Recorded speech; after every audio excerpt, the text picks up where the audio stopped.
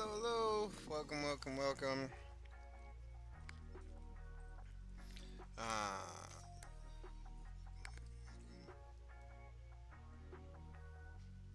Here we are on another episode. What the fuck is going on in our country? Uh,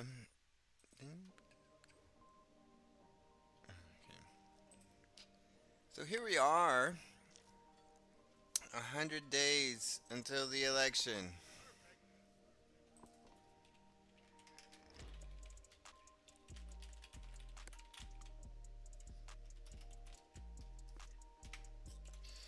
Uh, and kind of got to get serious.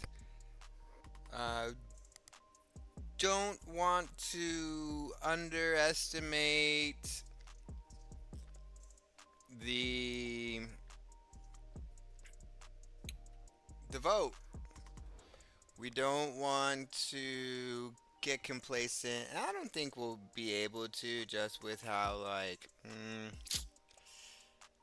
terrible he is at everything. How things are just going spiraling worse and worse. I mean, the best news we have is they didn't they called off strikes on Iran this weekend. Um, However, I really just think it's just a ploy so he gets more time until the midterms. He just has to last 100 days. He lasts 100 days and then he can say that we're in the middle of a war and we can't have elections during a war. So let's see what Democracy Docket has got to say. Mark Elias getting all the W's in court of him. Usually in these episodes, I try to take a legal topic, concept, or case. Maybe it's a legislative proposal, and I try to explain to you what's really going on there. Why are Republicans litigating this case? Why is Donald Trump pushing this executive order? How can we fight back in the courts? How can we fight back through protests or legislation? But there's another important thing that we can all do. In fact, it's not just something we can do, it's something we have to do. And that is, we have to build community. I oftentimes get messages from you all saying, Mark, do you ever not work?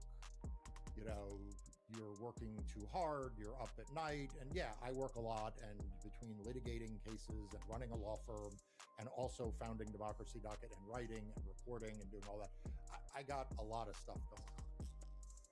But the thing that gives me hope, the thing that I always say keeps me going, are your all's comments. It's the notes I receive. It's the messages you send in to Democracy Docket that the team shares with me that tells me how you are also fighting back. It's the signs that you hold up at protests where you credit Democracy Docket. It's the chalk writings on the sidewalks that I recently saw someone post about Democracy Docket. It's the things that make me feel like we are in this together. That it's not just me and a group of lawyers. It's not just me and the 30-person Democracy Docket team, but it is a larger group of people who are in my corner. People who understand the challenges that democracy faces. You celebrate with me when we win, and you lament with me and console me when we lose. That community is a vital part of what I have wanted Democracy Docket to be from the beginning. But look, here's the thing. I'm a lawyer, and I went to an event today, a 100-day rally event, and it was for all candidates, not just Ames Tellerico. Lieutenant Governor Vicky Goodwin, the Democratic nominee, she was there. That's one thing that they try to harp on is that sitting there with the 50 people in the room on a Sunday, that's the community you're building. That's the these are the people who decided I need to get up and get and watch. I need to get up and do something about what's going on in our country, and I want friends to do it. So these are your friends. Exchange phone numbers, exchange emails, get plan a block walk, and get to it. And that's literally what they did. They're like, all right, who wants to sign up to lead a block walk?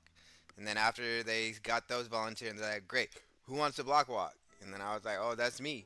And I signed up for 2 block walks. So I got 2 Saturdays that I'm going to be block walking for. And apparently it's for every Democrat. Fuck it. I'm fine with that. I want to get every Republican out of here. The Republicans have done nothing for Texas but keep them back in the past, like 50 years. They're holding them back 50 years. Um, but yeah, it's just we're in a time in history where it's needed to have community to survive, keep your sanity, but also use that community to build, to work towards a better place. Because we can. We all know we can. It's bullshit. It's a lie. It's cope by them to say, no, we can't have nice things and pay for them. Like, no, we can. Half the military budget and tax millionaires and stop, raise our Medicare tax and eliminate our health insurance premiums. And we will have a better life for everyone. Website that tracks cases. And then it was a website that tracked cases that also had opinion and news. And we grew the news team. And then we grew our newsletters. We grew free newsletters that go out every weekday at 6 p.m. that keep you up to date, that go out in the mornings, that give you what's going on with right-wing Republican activists and my commentary. We built a whole premium set of newsletters for people who can afford to help keep Democracy Docket going. Because look, we don't have any corporate backers. We don't have any venture capitalists. We don't rely on, for-profit companies to advertise with us. No, we rely on you. And so we built a premium program for people who could pay $10 a month, $120 a year to help keep Democracy Docket going and growing and becoming more influential. But throughout all of that, I also crave a community, a genuine opportunity for us to all get to know each other, share ideas, share our concerns, and celebrate our victories. I've tried this through a lot of different means. I posted regularly on Twitter long before Elon Musk came along. When Blue Sky took off, I became a regular poster on Blue Sky. Same with Threads. And of course, Democracy Docket itself has lots and lots of ways of reaching out to you. It's on Instagram, it's on Facebook, it's on TikTok. The functionality of a community, though, is harder and harder as these sites have become more and more algorithmic. What do I mean by that? Like, it's really hard to find the content you want because what these sites do is they promote content to you that you haven't necessarily asked for, but they think will engage you. So sometimes you don't even get everything that I post or everything that Democracy. They're actually predatory to anything anti-Israel, anything anti-Trump, and they promote the MAGA side of our politics. They promote the manosphere. They promote the ultra right wing politics. I think Hassan did a test with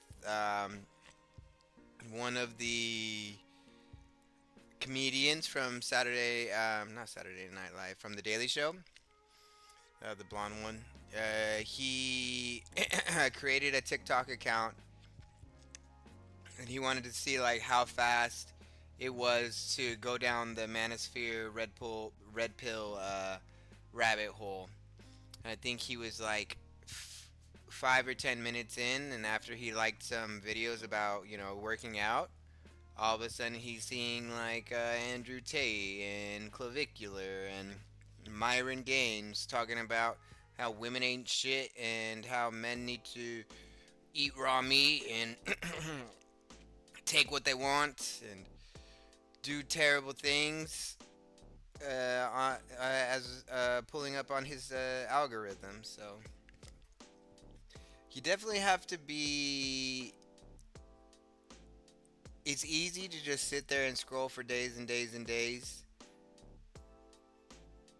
but you need to be aware that every time you view something like that, that they they added more to it to your algorithm. So you really need to be hitting the good stuff. You really need to have that balance of the majority, like the Majority Report, Democracy Docket, James Tellerico, a lot of Kyle Kalinske. Make sure you have those. Crystal Ball. Make sure you have those people in the rotation. Because if you're getting just constant, well, because at points they'll even switch to the algorithm. They'll even switch the algorithm and all of a sudden you have like 90% right wing shit. And you're like, how did this happen to my motherfucking feed? Um, then you got to go in and just like everything like left wing as you can to fix it. Because the algorithms haven't decided that that's content you want to see, even though it is content you have subscribed to see. There's probably no better example of that than actually YouTube itself. It used to be that if you followed a channel on YouTube, you automatically got that content. No longer. You probably have noticed in your own feed that you get all kinds of YouTube content and not always the content that Democracy Docket puts out. It's one of the reasons why I've asked you over and over again in past episodes to subscribe to Democracy Docket's newsletters. Why? Because that's a way we can directly communicate with you. You can get direct content from us, and you will never miss out because there is no algorithm. Yeah, you can like this video, you can subscribe to this channel, you can even hit the bell to make sure you're alerted when there's new content, and all of that helps. It helps build this community on YouTube. So you should do all of those things. But I have to tell you, in those late nights, when I'm looking at a blank screen and figuring out what I need to tell a court or what it is I need to tell you, I still feel like we're kind of on our own, that there isn't this community, this place to gather. Yeah, I'm trying to build that through newsletters. I'm trying to build that through a website. I'm trying to build that through videos like this. But I'll be honest with you. There are still days when it's not just hard, but I feel like we're not succeeding. One of the reasons, to be candid, is that Democracy Docket's not built on Substack. Substack has features built into it to try to build that community, the comment sections and all that. But here's the thing, Substack, it's just another algorithmic platform, right? You sign up for one Substack, you get told here are 5 more that you might want to think about. Hell, I've had people say they get signed up for other Substacks they didn't even know they were signing up for. Substack is not in the business of helping democracy.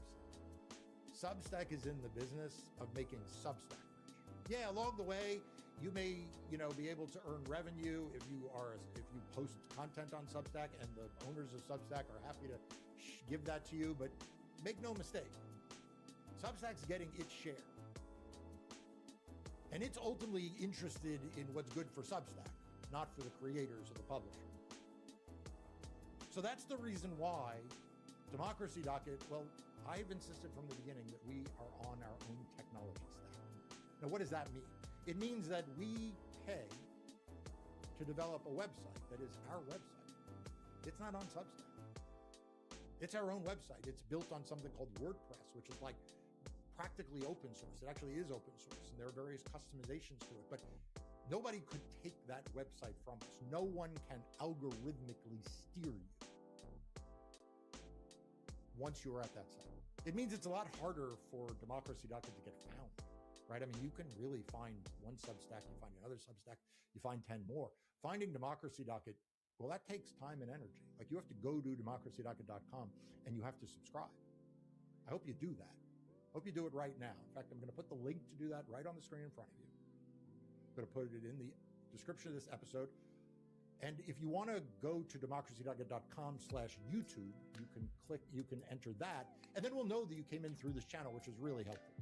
But it's hard as someone building an original website from scratch, building a way that you can enter your payment information or your membership information, your email information, like all of that, again, like not using something off the shelf, all of that, uniquely for Democracy. It's part of what gives it its unique look and feel. But it's obviously a lot more expensive. So when I wanted to build out community, like, I was left looking at what exists out there. And obviously, YouTube's a big part of that. Podcasts are a big part of that. Events are a big part of that. We do a lot of virtual live events. A lot of them are for our premium members. So again, if you want to sign up and become a premium member, you'll get invited to those. But we do a lot of them just for everybody, for anyone who's a Democracy Docket subscriber. And that's a way to, again, help build community. But I've wanted a way that we can interact with you without the formality of an event, right? Without all of the pomp and circumstance, without having to record a video. Just where if I have a thought, I can post it. You can react to it. I can react to what you react to. If you've got a question about one of our stories that we've posted on our website, the reporters can read that and they can interact with you. And so we settled on Reddit. Now, if you're like me, right, I'm 57. Reddit is not the platform that immediately comes to mind. I mean, what I knew about Reddit going back, to my time as the general counsel for the Hillary Clinton campaign, let's just say it was not the friendliest place on earth. It was not rivaling Disney. Reddit is the community of degenerates. Like, a Reddit moderator got kicked and was like, he was so upset it forced him to call for, moderators to get paid and to have more power in their digital universe, which unionizing is pretty good. As a place you go and have cotton candy and great interactions. But I have to say, Reddit is different than what it was then. And most importantly, it is a place you can build a non-algorithmic community. And so that's what we've done. We've launched this subreddit, and anyone can go. It's free. There's no payment to subscribe or to post. And it allows for a real community. You go there and you'll see the articles that have been posted on the website. You'll see my thoughts. I will periodically do an Ask Me Anything, which is essentially the Reddit equivalent of just like a, you ask me, I answer kind of thing. But I also just post there periodically throughout the day, throughout the week, thoughts I have, and I read your comments and I answer. See, unlike a video like this where you leave a comment, and I read your comments and I love your comments, so go ahead and leave them. But there's not really a way for me to interact. With Reddit, we can have that community. And we're going to police it to make sure that it is a positive experience. Keep the trolls off. Needed. We're going to make sure that it stays on just topics that relate to voting, elections, and democracy in court. But we're hoping that by growing that, it'll be another way that those of you who want to have this interaction can. Now look, I'll be continuing to look for other ways as well. I'll continue to post on other social media platforms. Democracy Docket is posting on every social media platform, but let's be honest, those have become more toxic and harder to find the content you want and to have these meaningful interactions. We're going to continue to do events. The virtual events we do, we're going to try to do more of them. We may even start to do in-person events. I don't have anything to announce there. I I don't have a timetable, but it's something we're always looking at. But I have to say, in those late nights, in those weekends when I am working, particularly as we get closer to the election, when it feels like I am working 18, 19 hours a day, 7 days a week, when I feel the weight of the world on me every time I file a lawsuit, and every time I get a notice that a court has decided a case, in that moment, when I open it to see whether we have won or we have lost, the weight of the voters who are counting on me, the weight of democracy, what gets me through that, win or loss. I think that is something that I've been dealing with lately. Is just like the weight of it all and feeling like we're by ourselves. Tommy, no. Hey, no. Hey, no. Get. Sit.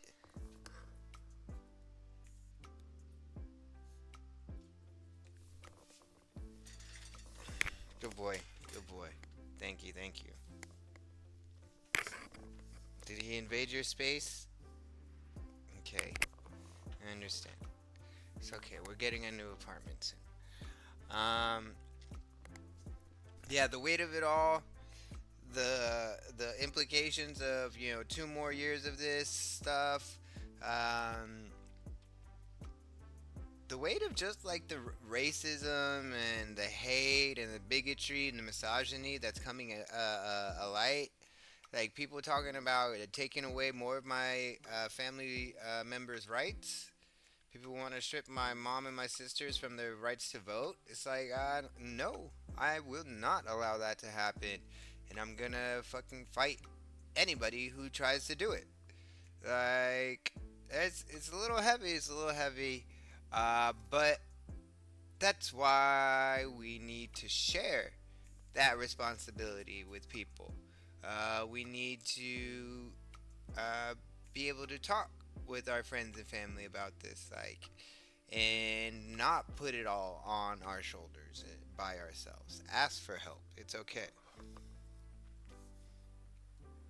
Is this community? When I represented President Biden in the Democratic Party after the 2020 election, and we won 64 of 65 cases, it was Democracy Docket that was there alongside with me, keeping you informed about those wins and losses, but also making me realize how many of you connected to the work we were doing. When the Republican Party vilifies me, when Steve Bannon calls me name, when Donald Trump issues executive orders targeting me in my law firm, when Donald Trump sued me for racketeering, it was the community that made me realize I was not alone, and that I could stand up and I could fight, and that there'd be people behind me who have my back. That is what I want to create. That is what I want Democracy Docket to be. I need you to be a part of it. We have to grow this community. We have to expand its influence and its reach. And so that's what my ask is for you. Help us do that. We're going to have some hard days in front of us. Donald Trump is not going to give up without a fight.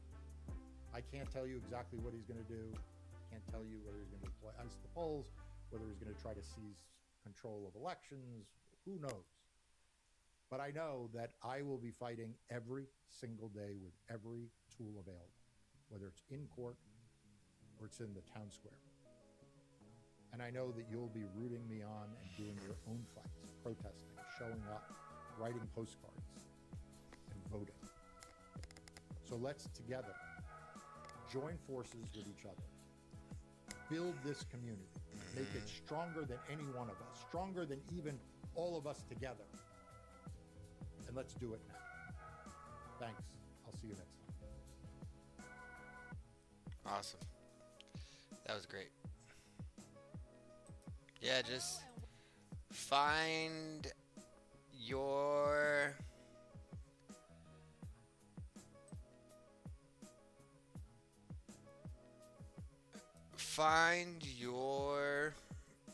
community, find a way that you can get involved, whether it's phone banking, door knocking, building a community online, just however you can. This is so loud.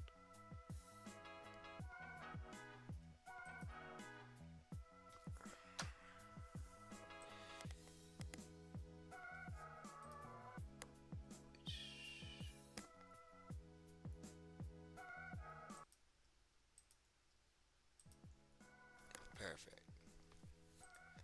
That's better. Yes. Just find out, cause look at this, like Empire of Abuse from Andrew Tate. Gunman opens fire. 13-year-old realizes his twin brother is a kid. Oh, I think that one's not sold. Louis Thirst returns to the West Bank. Like Hegseth loses it, demands trillions after failed Iran war. Ah.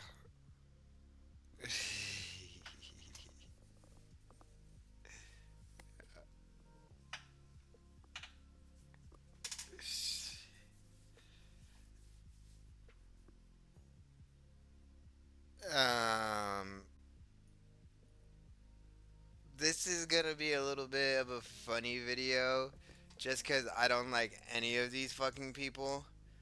These people are really bad people. Um, but yeah, it's kind of like.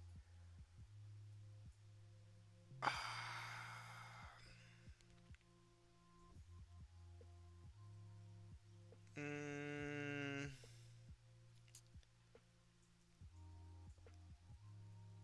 it's kind of like seeing insects fight. It's like entertaining, and you definitely don't want to get involved, and you're kind of hoping that they all eradicate each other.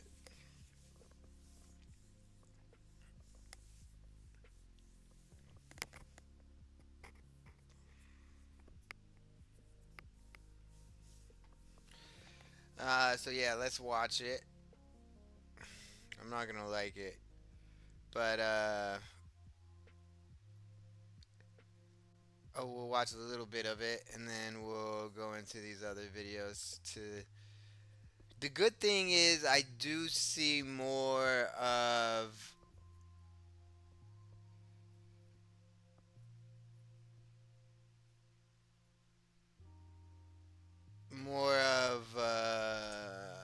more videos of MAGA collapsing, of the Trump coalition falling apart, and people waking up and seeing how bad shit is, and saying, yeah, okay, this there is an infection of the body.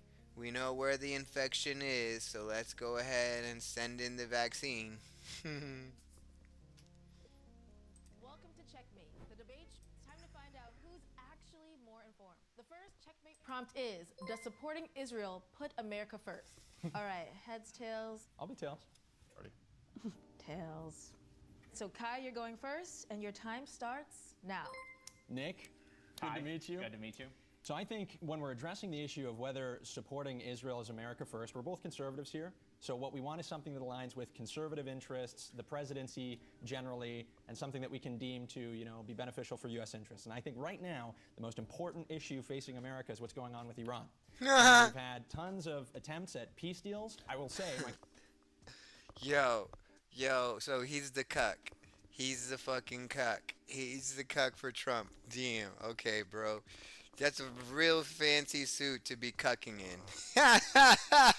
claim is that Israel very consistently is undermining what the U.S. objective is, which is diplomacy. And in this way, they're very overtly going against what our aim is in the region. And they did this just recently by once again ramping up tension with the warriors of Hezbollah in Lebanon, which compromised the peace deal that we were trying to negotiate, or the MOU with Iran. Are you saying that they attacked Hezbollah first? No, they responded to an attack by Hezbollah, but they knew that by doing so, it would compromise the attempt that we were doing through the MOU with Iran to actually establish a kind of peace. And I think they've done that intentionally. They did that earlier when they struck. Oh! It's Iran that's breaking the MOU?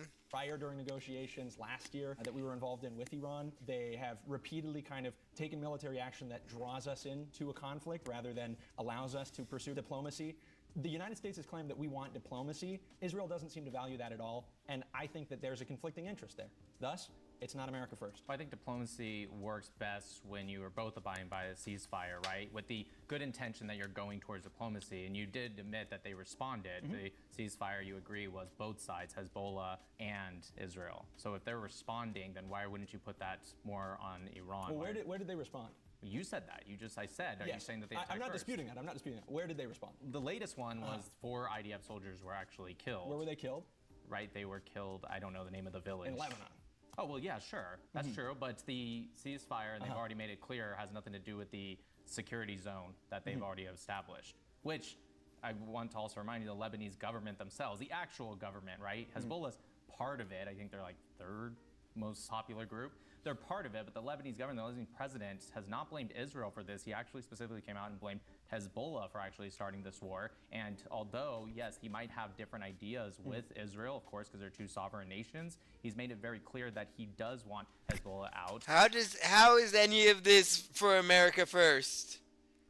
How is any of this any of America's business? Please tell me, elaborate. Chat. Somebody in chat, tell me. He does not want them to be starting conflicts and starting wars. If it was Israel, first off, Lebanon and Israel came together for the first time in a very long time and actually had diplomatic talks, right? So it's very clear that the way Lebanon, the actual Lebanese government is going, is that they want this out. And they've even made it clear that they don't want people negotiating for them to try to protect Hezbollah. And so to get back to your overall claim, I agree with you. Conservative values is putting America first. And for me, I actually see Israel as a huge innovation. I mean, they spend about 6% of their GDP on R&D, which is, I believe, the most out of any of our allies, definitely at the top. And it's also very important because in 2023, China actually increased the amount that they were putting R&D, right? The percentage of their GDP. Can I push back there a little bit? I think a big part of that, right, comes in the way that we've been giving them money in the past. Would you disagree with the idea that the money that we were providing through MOU to Israel historically, which came through grants, allowed them greater domestic investment rather than just buying arms strictly from the United States? We limit a lot of their domestic R&D. For example, certain munitions, we forced them not to be able to build. They were actually building what was going to be one of the greatest jets in the world at the time, especially for a country the size of Israel. And we, amongst other things, actually helped put a stop to that. And on top of that, the R&D that they put in and the information for the fighter jets that we provide for them, we get more information than, if not any ally, most of our allies. And we actually use that, and it's helped upgraded our own systems, and it's actually upgraded these systems to be some of the best. What the fuck is going on? I really don't know what either of these people are trying to say. Well, both of them sound pro-Israel. In the world. Now, the MOU? players, remember, Nick has thrown a lot of information right now. Don't Fact be check it. afraid to fact check. Go ahead, push the button. Bring it out there. Push the button. I dare you to. Anyways, okay, how does the MOU work? Do you know how it works? Well, yeah, certainly. The majority of it, and it's kind of difficult, right, because the loans and grants. I don't think Kai really looked that far into the MOU. Okay. A loan Separate. I'm process. talking about the MOU with the FMF program. How does it work? The Well, 3.8 billion. Hold on. Yeah, go ahead. I want to stick you to the point that I originally mentioned to see if you disagree with it, which is that a portion of the funds that Israel was receiving from the United States went, I think a quarter of them is the statistic, to reinvest in domestic production of arms, which is why actually Israel became such a big arms and just military manufacturer. It was incredibly impressive, right? You have this tiny nation who becomes this very impressive developer in military technology. That doesn't happen independent of money funneling from the United States. I'm not going to say what you said was wrong, but it's not particularly correct either. So the thing is that it's a secret third thing. No. You said a quarter, which you're kind of extrapolating that because about 75% has to go back to the American economy. So you're just assuming the rest is for this. No, a quarter of those other funds not used. You're talking about not the MOU, Yes. FMF. Okay, well that's not what I'm talking about. I'm talking about the MOU and the FMF. You know how it works. At $3.8 billion a year. Yeah, so about $500 million of that goes straight into missile defense system. We got our first button push. I'm excited. I want to fact check how much money goes into missile defense from the MOU. By Kai. He said that $500 million goes into missile defense. Yeah. Of the 3.8 billion, but yes. Yeah. There's an additional amount. That's what I'm asking, really. It's not just $500 million. So, Nick, you claim that 500 million goes to the missile defense of the 3.8 billion in aid from the USA to Israel. Our fact checkers checked, and the verdict is true. Roughly Okay. 500 million per year of U.S. money goes into missile defense under the current 10-year U.S.-Israel Memorandum of Understanding (MOU). Alrighty. That's not a lot. I'm so confused. Pro-Israel? Oh, yeah, pro-Israel. How is that a good thing? 3.8 million. So, what do they do with the 3.3 billion? What do they do with the 3.3 billion? What the fuck? How is that a W? Like, see, that's why I said. That's why I said these people are. Oh my god. Bad. Thank you, Kaya. Can we turn to the podium? Phil, we're going to start with you, and the time starts now. So yes, we're continuing with this prompt, does supporting Israel put America first? Well, I would have to say, like, as a technical matter and as a logical and philosophical matter, if we're putting Israel first, then by definition, America can't be first, because we're talking about, you know, two, to use a metaphor from physics, two objects occupying the exact same space. So if you're prioritizing something, then by definition, no other thing can be in that thing's place. So we can't simultaneously The put them prompt first. is supporting Israel, not putting Israel first as America first. So I agree with you. Putting Israel first would not be America first. I agree with you, but that's not the prompt. Yeah, I would say that when you're supporting Israel, certainly in the way, I'll reframe it slightly, certainly in the way that the U.S. Historically has since 1948, as it has with many other countries They had a around the weapons world. embargo on Israel in 1948. Well, yes, no, I'm certainly aware of that. You know, along what did with you I wouldn't be fucking aware of that. I'd be like, no, like, what are you talking about? $3.8 billion. We're supporting them with $3.8 billion right now, and only 500 million for missile defense. How about we just cover all of their missile defense and nothing else? Absolutely nothing else. Missile defense only. Everything else, you can get fucked. Support, or the way we supported Israel. I don't know how much more I could take of this. Since I don't like. Like I said, I don't like either of these guys. 1948. What did you mean by that? we've been sending them lots of financial aid, you know, funded by American taxpayers. Like I think True. these days. Facts. Facts. It's In to the 1948? Sure, it began in 1948. No. Yeah. All right, Matt, I see you pushed your button. What claim would you like to fact check? I would like to fact check that we started giving Israel financial aid in 1948. Fact checkers, do your thing. However, That we're using the buttons. Yeah. This is good. Yeah, absolutely. I should have said taxpayer funded. So, Phil, you claim that Israel began receiving aid in 1948 from the U.S. The fact checkers have checked, and the verdict is that is false. The United States began providing economic aid to the newly founded state of Israel in 1949. oh wow, oh what a fucking big difference. One fucking year later, we've been funding them since 1949. We've been funding. How many years is that?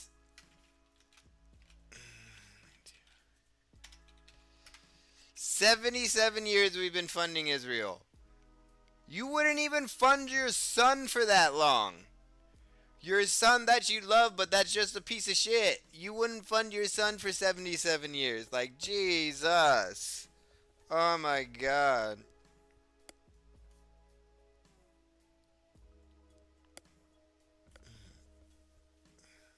Just after its 1948 independence. Very I got close. you. I knew it was 1949. That's why I said 48. Gerard, welcome. We're going to start with you. See, he played with him. All right, let's go down. Let's see what fucking APAC is doing right now. Let's jump right into the deep end, right into the sewer. Let's get. Yeah, I was done with them.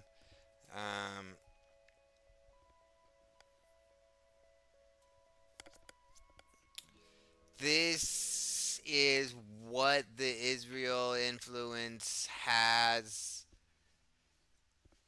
done to our political system. And- But in general, it's all the money that is abused in our system. Money should not be more powerful than votes. To Mr. David Pakman, who just keeps doubling down, and tripling down after getting totally humiliated and called out across the internet, mostly by left-wing accounts and commentators, people like Kyle Kalinske, Hassan Piker, etc., content creators that are far more relevant and popular, quite frankly, than David Pakman is at this point in his career. Let's take a look at David Pakman continuing to double down. I think this was on Gavin Newsom's podcast, right? Yep, absolutely. This is a pretty revealing clip, guys. 10 years ago, when I would interview DSA people, socialists, etc., they would say to me very soberly, they would go, listen, David, I'm a socialist, you're not, but our next stops on this bus are the same. And so I see myself as united with you. If and when we get to social democracy and the things we agree on, we get people healthcare, etc., then the social democrats and the bona fide socialists can have an argument about whether we go further or not.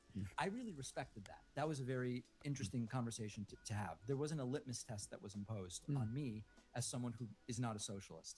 As someone who supports a genocide, the one fucking litmus test that he's consistently failed in the past. That's very different now, where I regularly get emails and see comments for people saying, you're with us or against us. It doesn't matter if we agree on universal health care and a few other things. We believe housing should be government owned and people are assigned a house and blah, blah, blah. I go, I don't believe.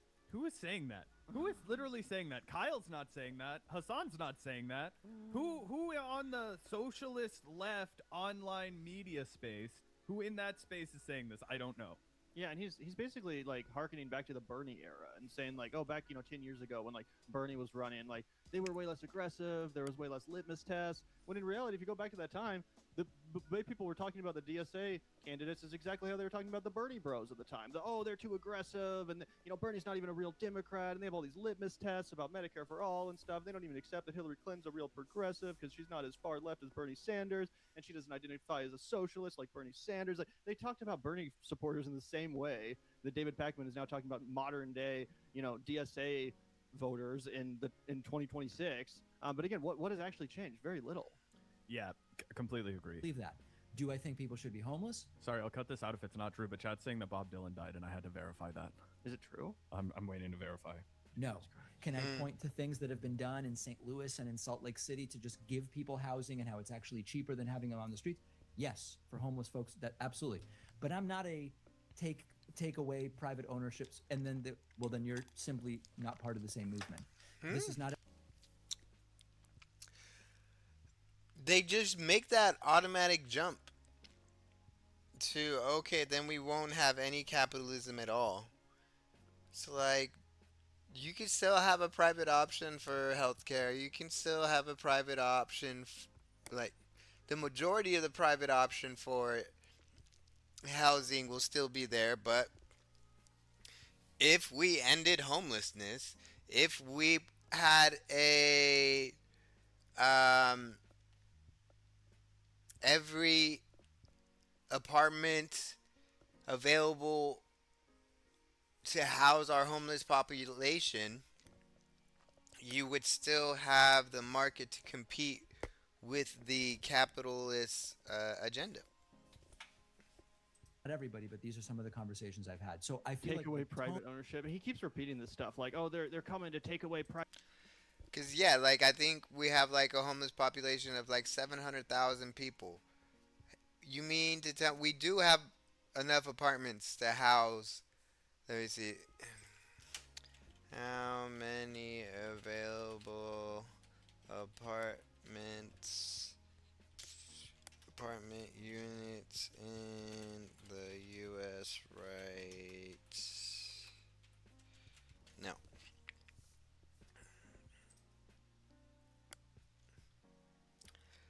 3.67 vacant housing units for rent. 3.6 million.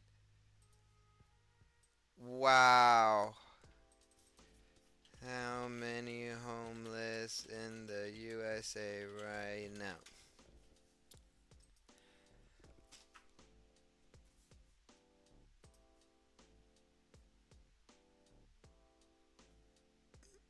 How? What? How much was it? How much was it, bro? The 3.67 million vacant housing units for rent across the U.S. What? What? What? That's fucking insane.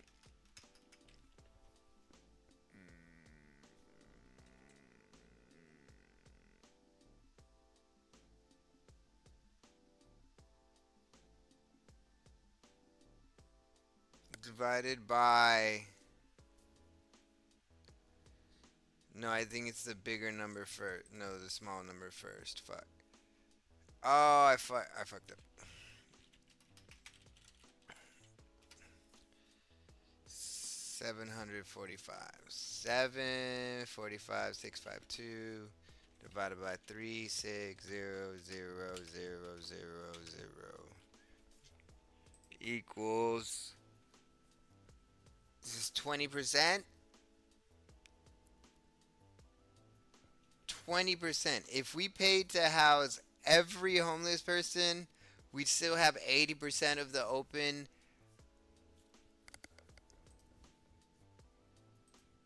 I'm flabbergasted.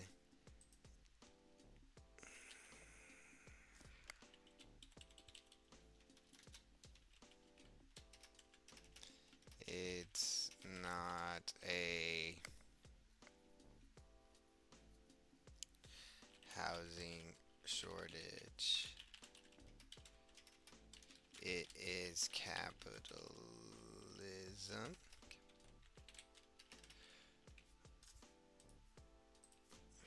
Run amok.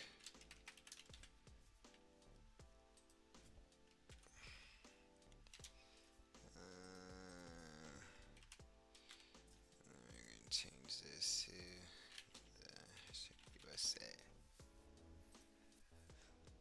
That's crazy.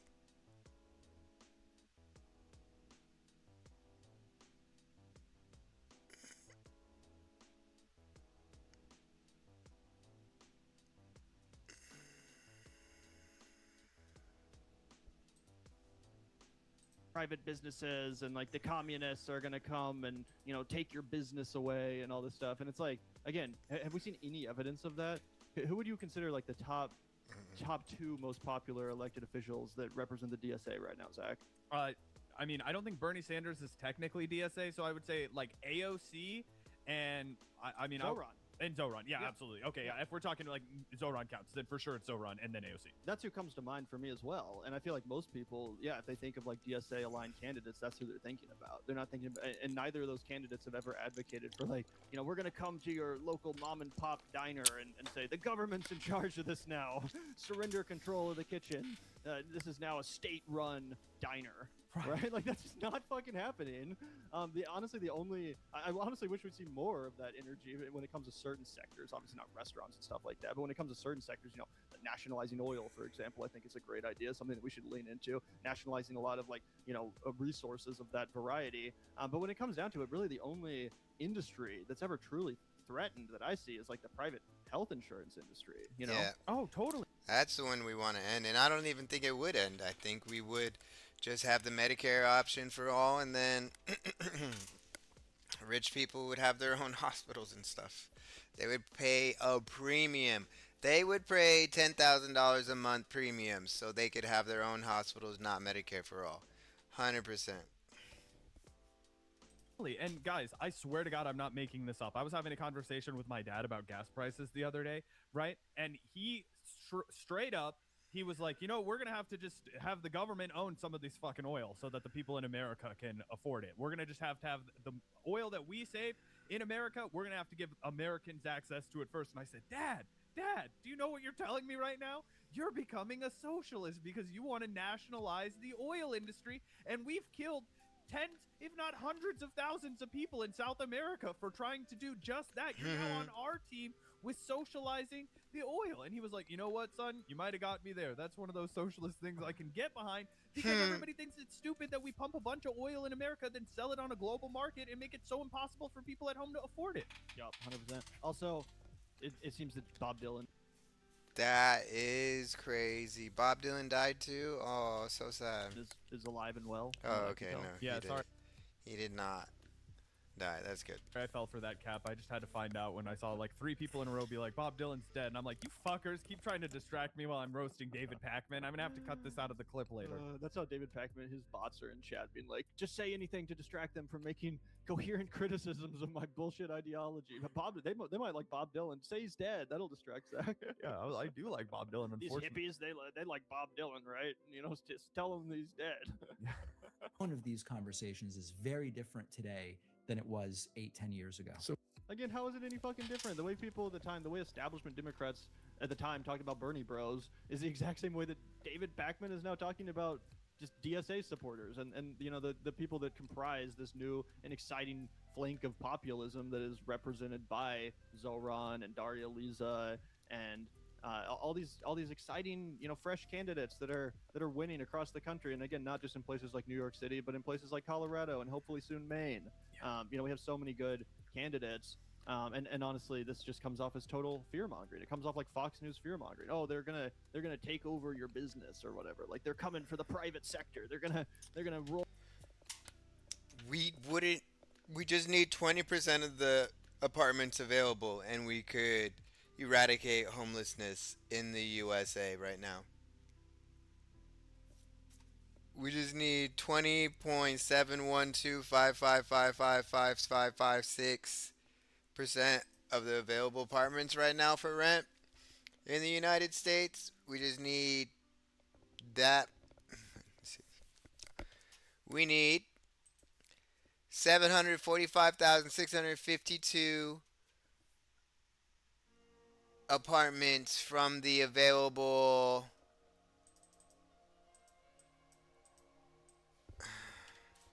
3.6 million apartments in the USA, and we could eradicate homelessness. Roll up to your bodega and turn it into a government-owned bodega or something. When it's like that's not even fucking happening. I think Zoran made like what 3 like city-run grocery stores. Yep. It's not like he seized 3 privately owned grocery stores and said, you know, planted the communist flag outside the fucking. I was apartment hunting this weekend.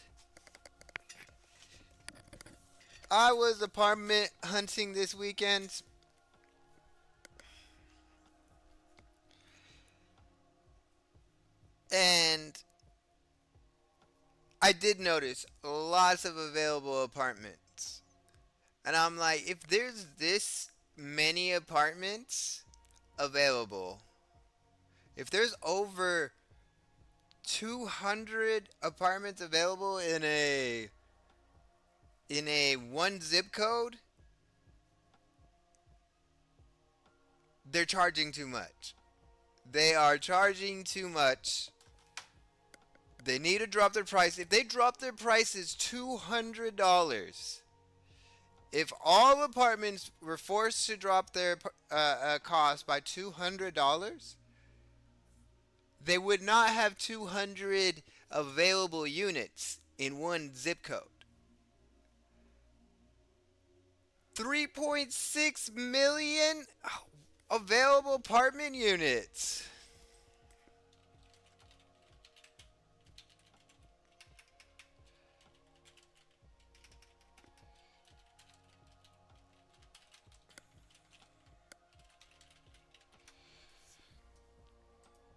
$3.67.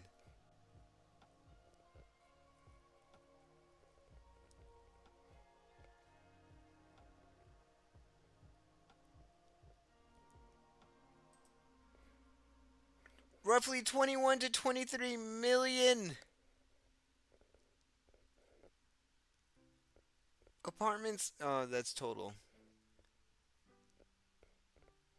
46 million in apartments.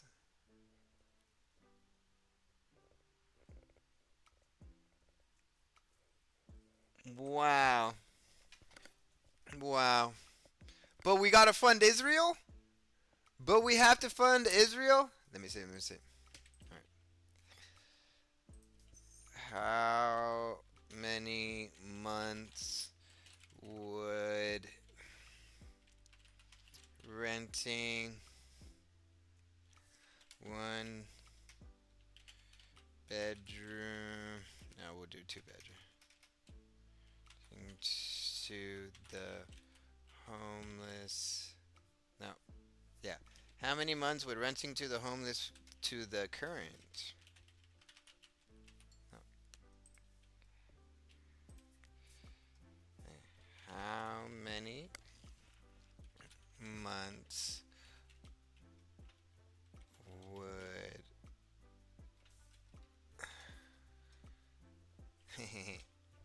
how many months would the aid that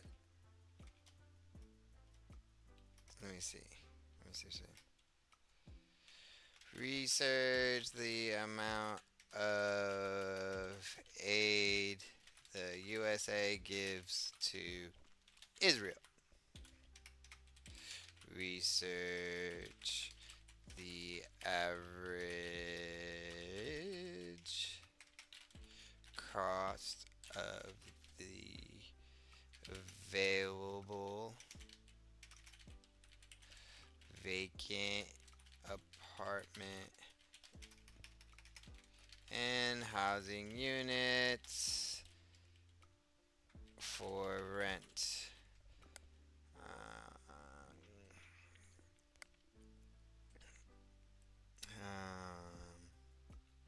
Analyze and estimate how many months of rent we could pay for rent the USA could pay for the entire homeless current for the entire current homeless population in the USA. Research the amount of aid that the USA gives a year. Research the average cost of available vacant apartments, apartment and housing units. Analyze and estimate how many months of rent the USA could pay for the entire population with that money, with that aid.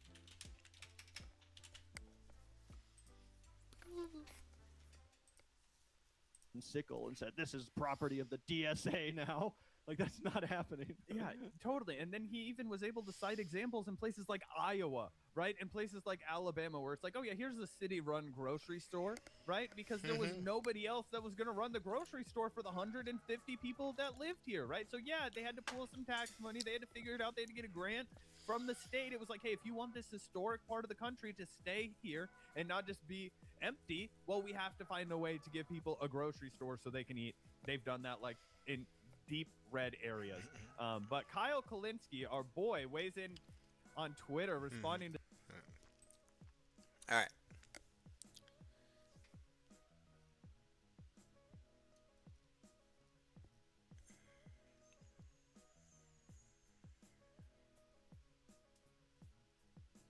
Okay. The USA government could pay for approximately 3.2 months of rent for the entire US population using its baseline annual military aid to Israel, or 12.98. That's a huge difference. What the fuck? Or 12.98 months if utilizing extraordinarily legislative funding packages enacted during the recent conflict cycle. Oh, yeah. So, if utilizing the extraordinary legislative funding packages enacted during the recent conflict cycle, so the money we're currently giving to Israel, we could pay for 12.98 months of rent for.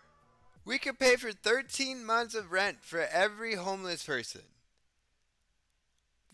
You could get clean in 13 months. You could get the medical help you need in 13 months. You could transition from having us, the taxpayers, pay for your rent to being a taxpayer again in 13 months. Are you fucking kidding me? And this should go down. 1,700 per month. That should be. Oh my! I'm paying 13 for a 2 bedroom, 1 bath. I'm about to get a apartment that's cheaper. It's gonna be 1,000. It's like gonna be $1,000 for a 2 bedroom, 1.5 bath.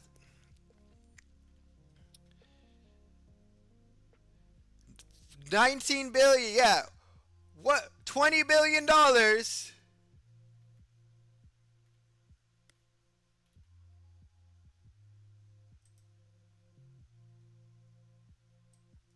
Oh my god.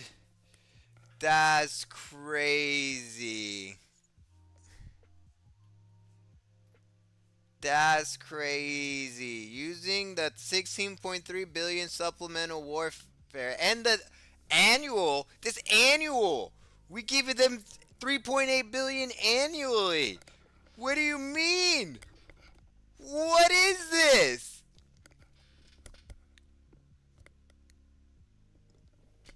What is this?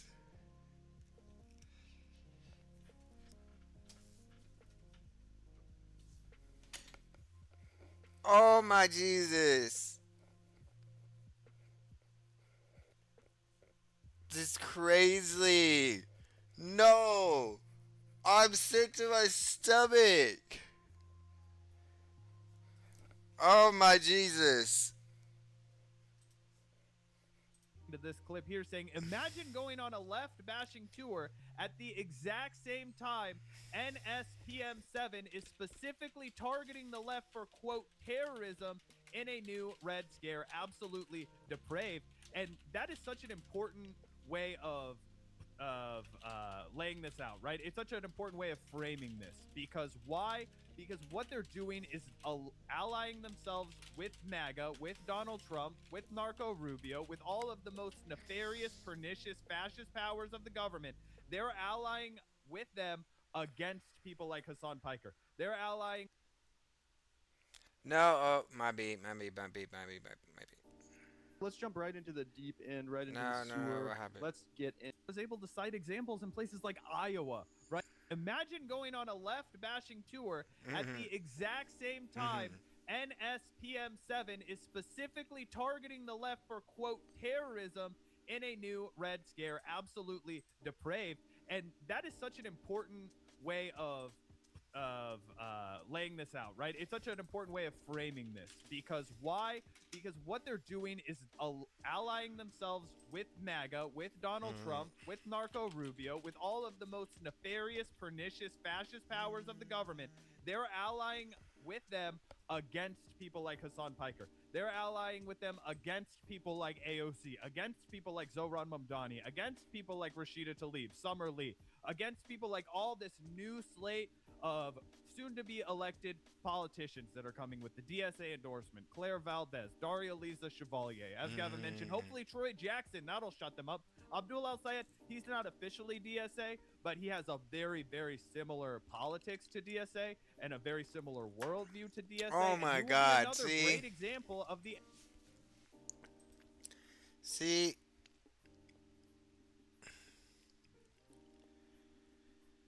This is... There's a shooting in New York City. The heat goes up, the crime goes up. It is a fact. The heat goes up, the crime goes up. The sun can scramble our brains. Like, oh, a shooting in Seattle. Greg Bovino confirms that IDF has been training Border Patrol agents. Wow, that's fucking crazy.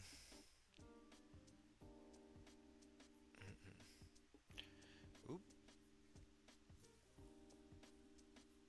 You didn't see that. efficacy of these politics in a place like Michigan, the Midwest, the Rust Belt, right? Flyover country. Okay, so we're winning in Maine, we're winning in New York, we're winning in Colorado, we're winning in California, we're winning everywhere. Oh, wait. And these guys have said, I'm gonna going make to a side tweet. with the literal fascist movement to try and take the legs out from underneath them because I disagree on 5% of things.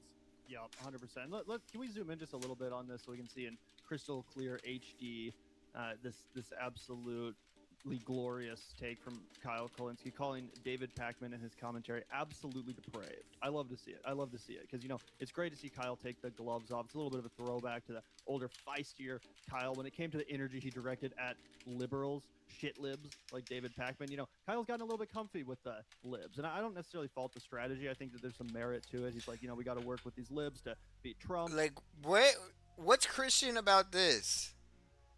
Like, JD Vance. At JD Vance, what did you say about helping? What did he get wrong?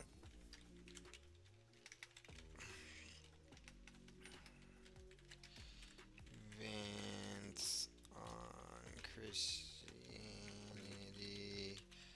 helping closest to you first. What did he say? J.D. Vance argued on family first, concentric circles.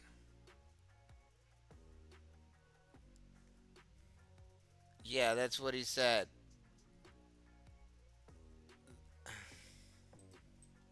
What did he say about Ordo Amores?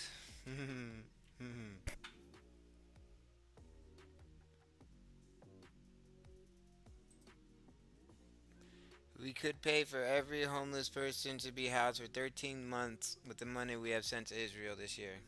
What did you say about Ordo Amores? That's crazy. Because Trump is this big threat, and we all got to. And that's with rent prices being high, bro. Imagine if they went down. Oh my Jesus! If they went down $200, we would save billions. Everybody would save money. That's insane. Unite to take him out. But I think the shit from David Pakman really reminds Kyle Kolinske of why he sort of hated these shit libs in the first place, which is that, Kyle is happy to work with them to defeat Trump. Kyle got on board with Kamala Harris. He was coconut pilled as fuck. He was making tons of pro Kamala Harris videos when it mattered, when it came time to get the job done and defeat Trump. But here's David Pakman, who's not exactly doing the same thing for the progressive left. When it's the progressive left's turn, when they're the ones rising and when they have the momentum behind them, David Pakman wants to come out here and basically sound like a Fox News anchor, pearl clutching over like a line in the DSA platform that basically none of the candidates even ran on anyway. Stuff like that, fear mongering about socialism and communism and Hassan Piker wearing a suit or whatever. And Kyle's like, what the fuck? Like, I thought we were trying to defeat Trump here. Why are you coming out here sounding like a fucking Fox News host and literally siding with MAGA as they target the same people that you're criticizing with total bullshit, phony criticisms like the suit and the communism stuff? So I think it's really refreshing to see Kyle just take the gloves off and say enough is enough. Fuck you. This is depraved, and it is depraved. And I like to see Kyle say that too because again, he's had a friendly relationship with David Pakman in the past. I think they've even referred to each other as friends, stuff like that. So it's nice to see Kyle say, you know what? Enough is enough. I'm not going to keep protecting this guy for no reason. I'm not going to keep omitting my criticisms. I'm actually going to lean into them and identify them accurately as being absolutely depraved. Totally agree. And without fail, here comes right on cue Nebraska Steve, otherwise known as Destiny, to try and glom onto some clout, to try and... Is he from Nebraska? Glom onto some attention. And he comes after Kyle and he says, I'm sorry, but if the little bit of pushback that some Dems are giving you guys is too much, you are all woefully unequipped to deal with the modern Republican Party. And my response to that is, dog, all of your politicians lose. All of the people who support your policies lose. Andrew Cuomo goes up against Zohran Mamdani, lost. Haley Stevens going up against Abdul El Sayed, gonna lose. Okay, Graham Plattner gets out of the way, and we have Troy Jackson going up against Susan Collins. Guess what? Susan Collins is gonna freaking lose. When Kamala Harris went up against Donald Trump, guess what? Kamala lost. If Bernie had gone up against Donald Trump, he would have won in a landslide, not even up for debate. sure. Okay, so you're the one that's unequipped to deal with the modern Republican Party, not the left. Yeah, and also Kyle's not afraid of pushback. I don't think anyone on the DSA left is afraid of a little bit of pushback or whatever Destiny wants to represent this as. The problem is that these are bullshit smears right out of the Fox News playbook. That's the issue that Kyle has, and it is depraved to repeat Fox News smears against some of the most actually popular politicians within the Democratic Party, politicians that have been embraced by the voters and that actually excite the voters. Yeah, it is depraved to repeat a bunch of Fox News lies about these candidates, and that's exactly what David Pakman's been doing. His criticisms are inaccurate, dishonest, and rooted in right-wing fear-mongering. That's what it is. It's not just the fact that we're afraid of pushback. Not at all. Kyle Kalinske pushes back against his own side of the political aisle all the time. I've seen him criticize various DSA candidates at various points for, taking positions that he doesn't necessarily agree with. Same with Hassan Piker. We've done it over here. It's not about pushback. It's about debunking lies and smears. Yeah, absolutely. And again, not even the best work from Destiny. You could tell he's really cooked. You could tell he's chopped and unked. He can't even make arguments to defend his ship Liberty anymore. He's just like, oh, really? Well, do you love the Republicans? Like, I mean, come on. It's so tired and lazy. Right, 100%. And then, I see you got this video queued up, Zach. Before we take a look at it, let's take a look at the way that David Pakman branded this on his channel. LOL. As you guys can see, here's David Pakman's channel. Scroll down a little bit. Take a look at this. Am I a right-wing nut now? With his face next to a giant hammer and sickle. And he tries his best to make this. Is that what that is? Wow. And, little clickbaity thumbnail, shit like that. It only got 34 views, so apparently no one. 34,000 views. Yeah, 34 would be really embarrassing. 34,000 views, which again, is pretty low for David Pakman. As you guys can see, most people that watch his channel apparently just want the anti-Trump slop or whatever, which is fine, But no one actually really wants to hear him whine about the communists taking over the Democratic Party and splitting hairs over his ideology and why. Because look at where we're at. Look at where we're at right now. Okay? Compare that. Like, literally anything is better at this point. Like, whatever change. And that's a reason why people didn't want to vote for Kamala. They're like, oh, it's just going to be Biden 2.0. So they want something new. And the only thing new was they gave him was Trump. So they said, fuck it, why not? He said he's going to lower my prices. He said he's going to cut foreign aid. He said he's going to not start any new wars. It's 2026. Just like we don't have to be calling people the R word. We don't have to be using the N word and stuff like that. Hey, so my dev and I've been working on a game that took us 7 months, and we would like you, if you 2 minutes of your time, to check it out. I don't play video games. I'm just kidding.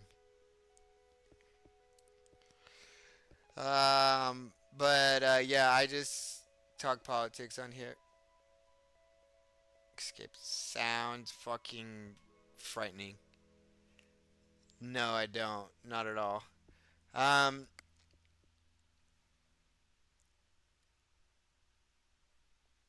No, thank you.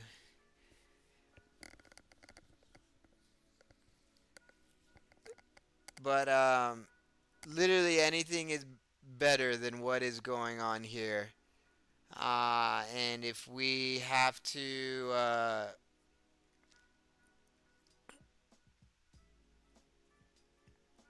I don't even know, like, if I would call this socialism. What is going on?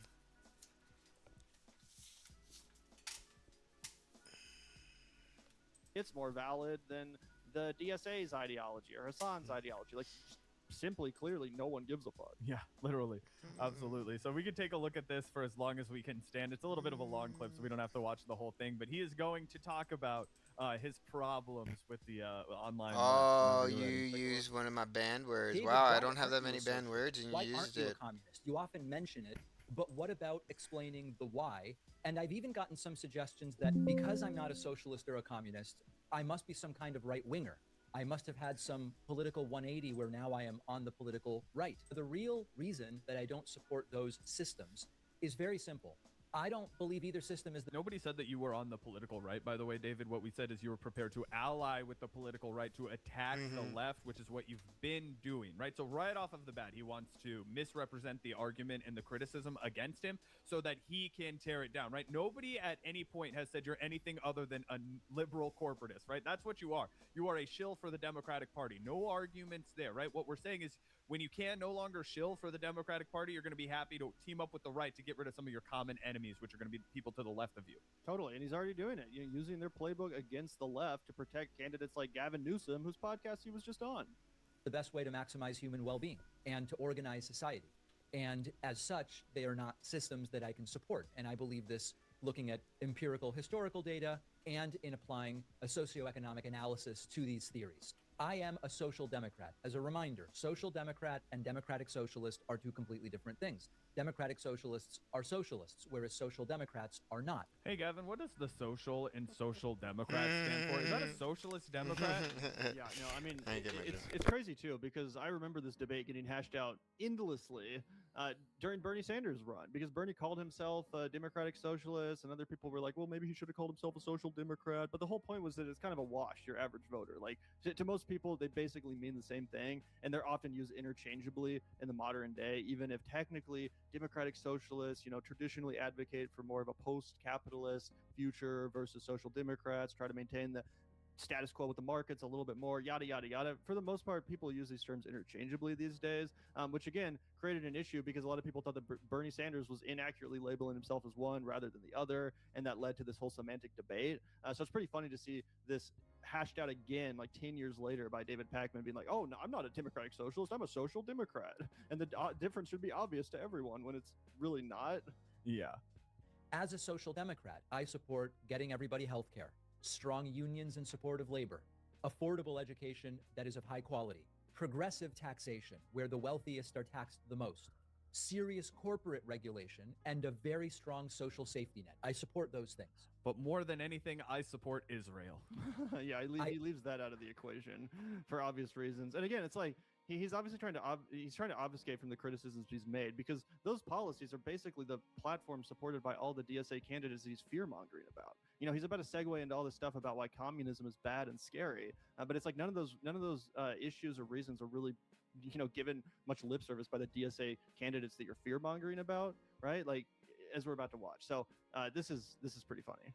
Also support markets, private businesses, private ownership of property, and the ability to make profit in private industry. For a lot of goods and services, there is no good reason to eliminate markets.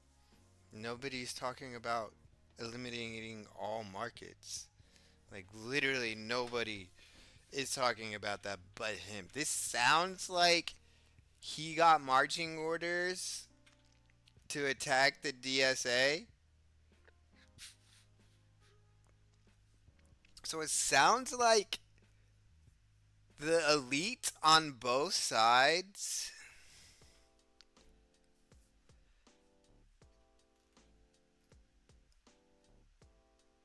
are so afraid of Medicare for all and affordable housing that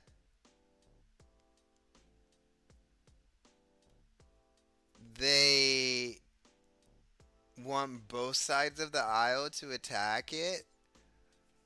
This is crazy, bro. Yeah, that's why I sell you guys cryptocurrency. We don't need government planners deciding, for example, which restaurants should open, which laptops should be manufactured. And again, this is total straw man. There's literally not a single DSA candidate that's advocating for that. No one is saying that we should take away restaurants from their owners and turn it over to the government. Have you heard a single DSA aligned candidate argue that? I haven't. It just doesn't exist. What we do here is people advocating that the private health insurance industry gets taken over and that the government mandates free healthcare for everybody, stuff like that, which you claim to support. You just said you support Medicare for all. Well, how are we going to pull that off without coming after the insurance industry?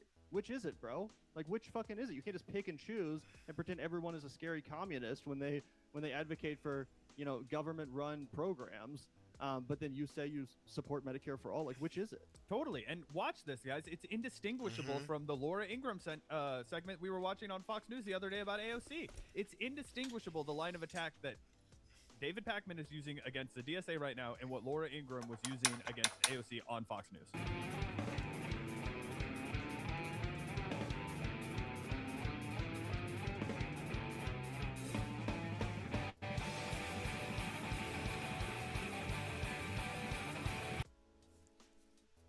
What did I say? It seems like both sides of the aisle are really scared about socialism. But The extended even housing every homeless person, even that helps capitalism. Because I'm not saying like the government should just take control of those apartments and give them to people for free. No, I'm saying let's pay for the apartment, so we're paying those owners.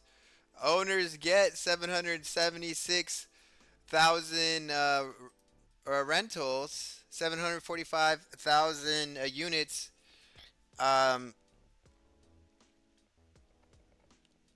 Occupied and paid for. That's $1,000 a month, $1,600 a month, apparently, in revenue.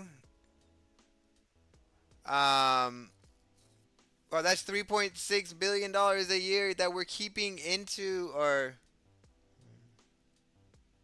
no. Okay. So it would be, how much is it? 16.3.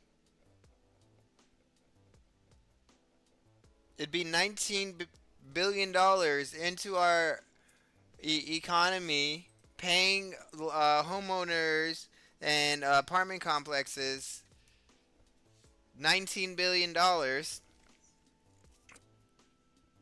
house American citizens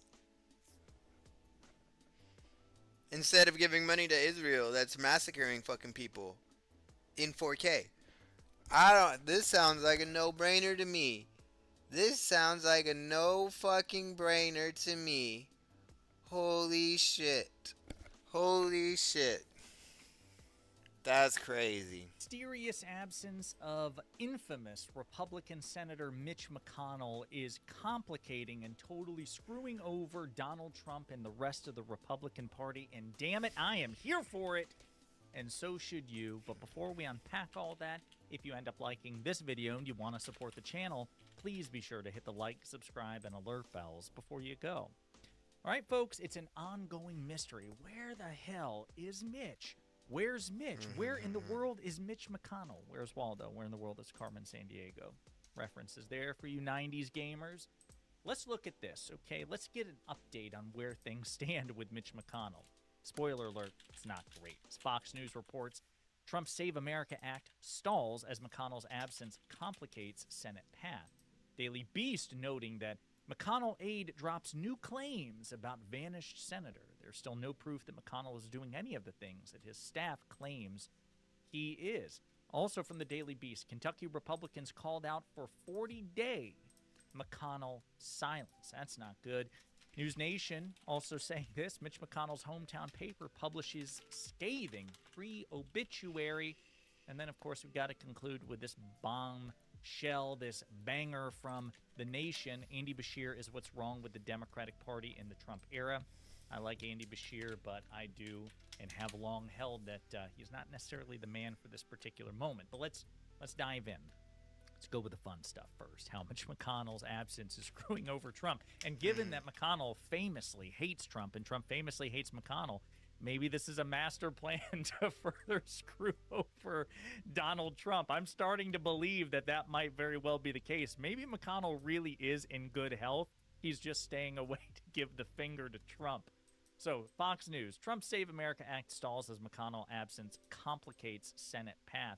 One key Republicans' extended absence and unclear timetable for return is slowing down several key legislative priorities and could impact Donald Trump's Safeguard American Voter Eligibility, Save America Act in an unexpected way. And while sparse statements from Senator Mitch McConnell and his office say he's on the mend, there's yet to be a hard date for when he'll come back to Congress.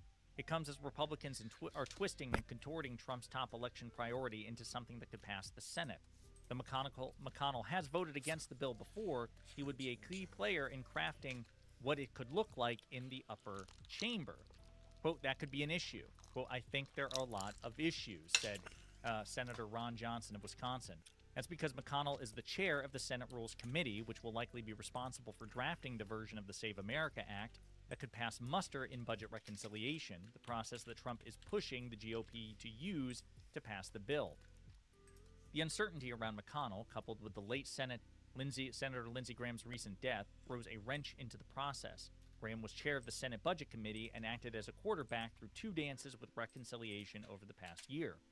But Graham's replacement on the panel, Johnson, could step in and draft language for Save America as chair of the Budget Committee. Graham leapfrogged Homeland Security and Governmental Affairs Chair Rand Paul in 2025 to draft his portion of the One Big Beautiful Bill Act.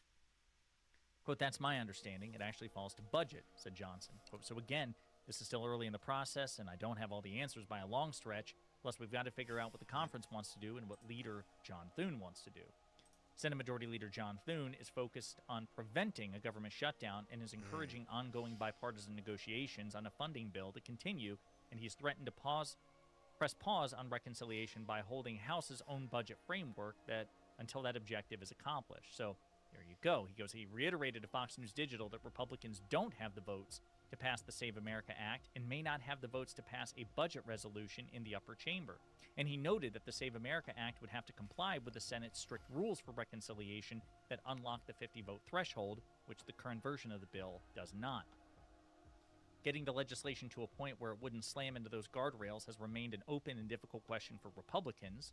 Thune suggested that it could work if it's, quote, very carefully structured based on incentive, mostly grant money, for states. Quote, so we're going to do everything we can to move. This is about the SAVE Act. So, the Republicans are working hard on sending your money to Israel and making it harder to vote, instead of housing every homeless person in the United States. We have enough money to house every homeless person in the United States for 13 months, except we're sending it to Israel. The fuck? Move that forward, but as I told you before, the math on that hasn't changed yet. It's still likely to be a 60-vote exercise, even if it's done with a budget resolution. So, Mitch McConnell is actively making things a hell of a lot more complicated for Donald Trump with his absence. And there's just a lot of, complications abound. Now, let's turn to this. McConnell aide drops new claims about vanished senator.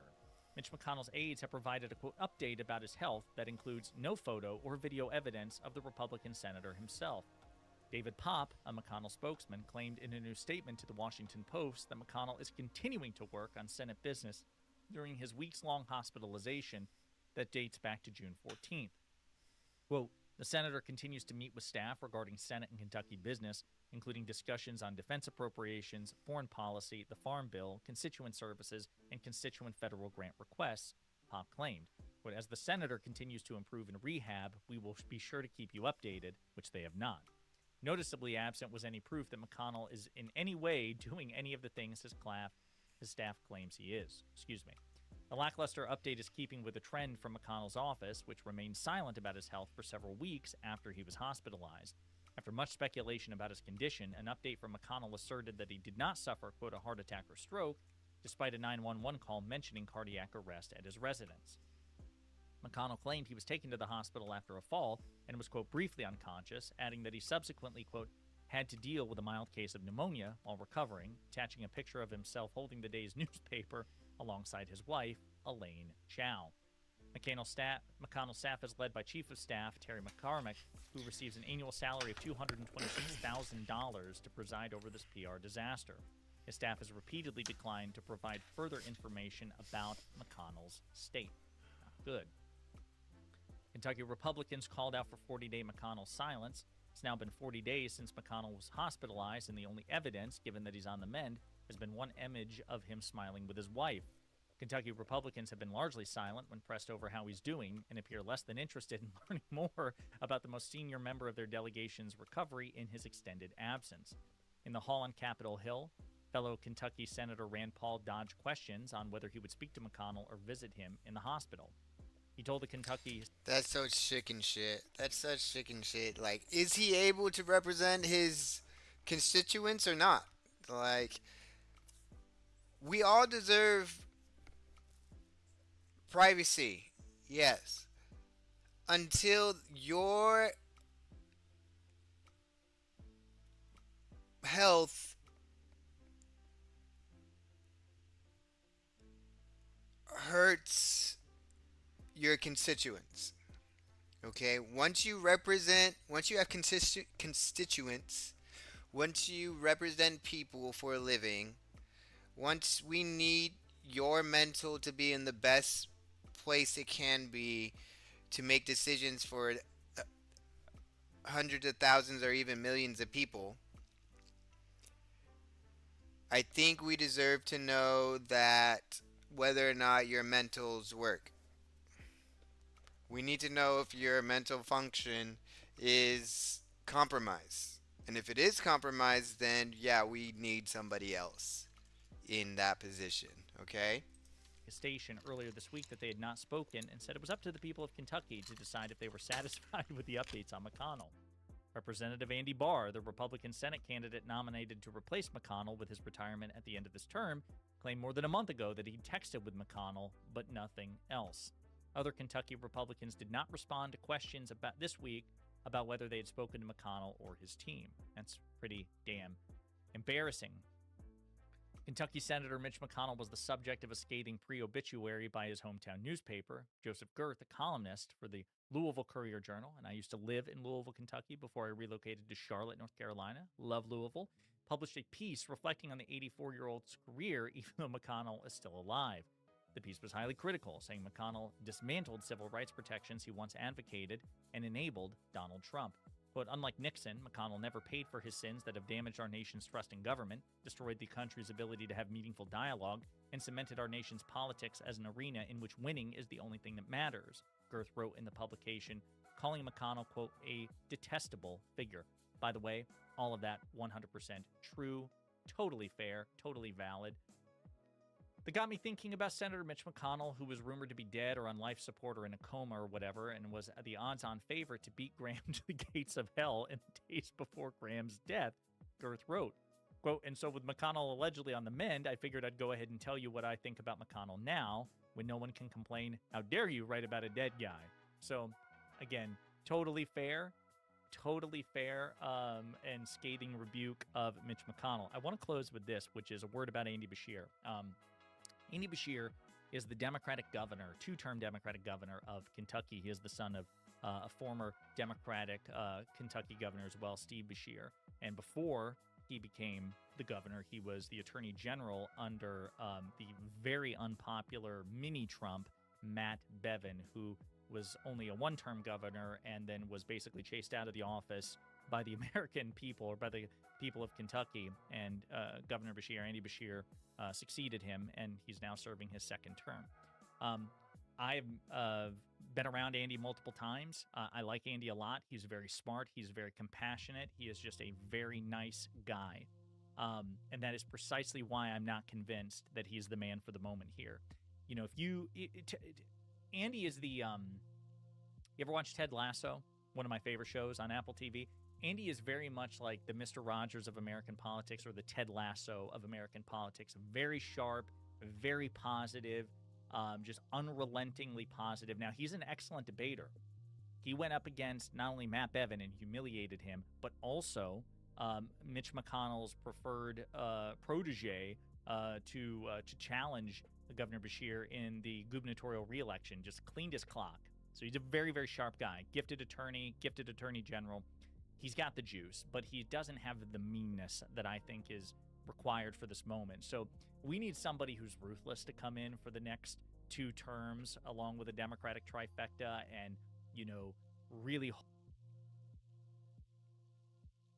hold Trump era corruption accountable in the most ruthless possible way, to make ruthless but necessary and long overdue changes to democratic structures in this country, packing the Supreme Court, aggressively pursuing Supreme Court reform, banning partisan gerrymandering nationwide, DC and Puerto Rico statehood, uncapping the House of Representatives, things that would take this system, which has been rigged in favor of the Republicans because the Republicans themselves have rigged it that way, and forcing Republicans to adopt a more even terrain.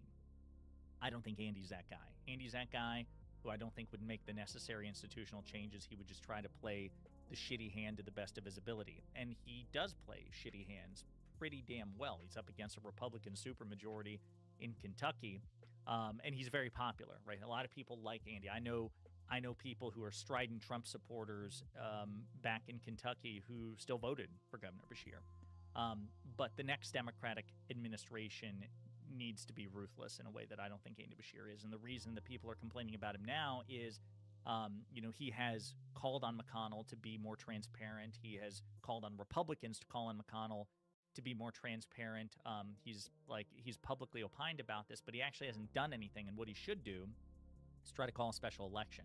He should actually play hardball, right? He should challenge the constitutionality of a recent law passed by the Kentucky General Assembly with their veto-proof supermajority that would keep Governor Beshear from appointing whomever he wants to replace McConnell, which is basically what the Kentucky Constitution has. Instead, what the Kentucky General Assembly said is, well, you have to call for a special election, and to the extent that there's anything temporary, it has to be from a curated list that we provide you. Because when McConnell first started to get unhealthy just a couple of years ago, those Republicans were like, fuck, if he dies and Andy Beshear is still governor, he can appoint anybody. He can appoint a communist to replace McConnell in the Senate, right? So they tried to hamstring him. Again, they're ruthless in that way, right? And Democrats have to start being ruthless that way too, both in local, state, and federal government. Beshear has long opined he believes that those laws trying to bind his hands are unconstitutional. Well, I think you should force them out. I think you should say, hey, if Mitch McConnell doesn't show up in 5 days or whatever, he has 48 hours to have a public press conference. We see him in person.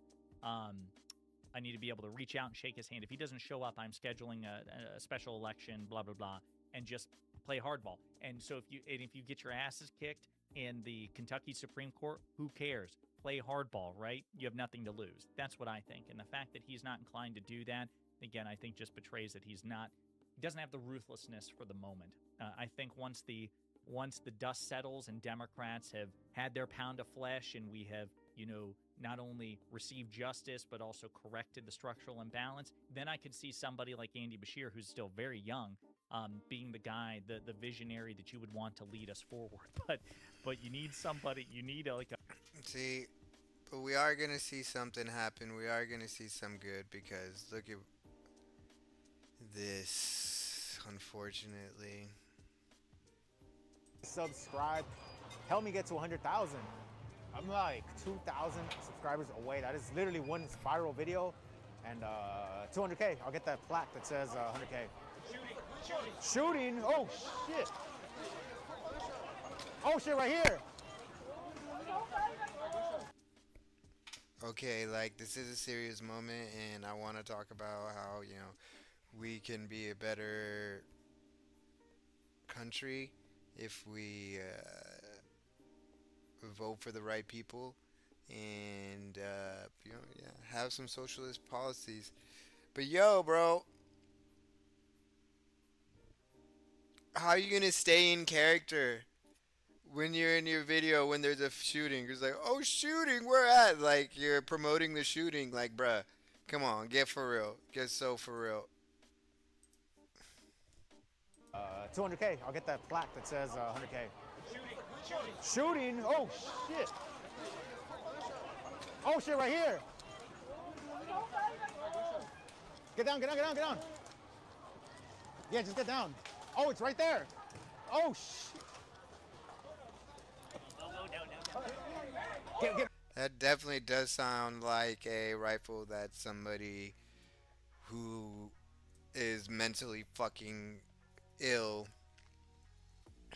who's a psycho, who's depraved, who's a fucking asshole. Look at how many people that they're scaring right now. Like, look at this shit. And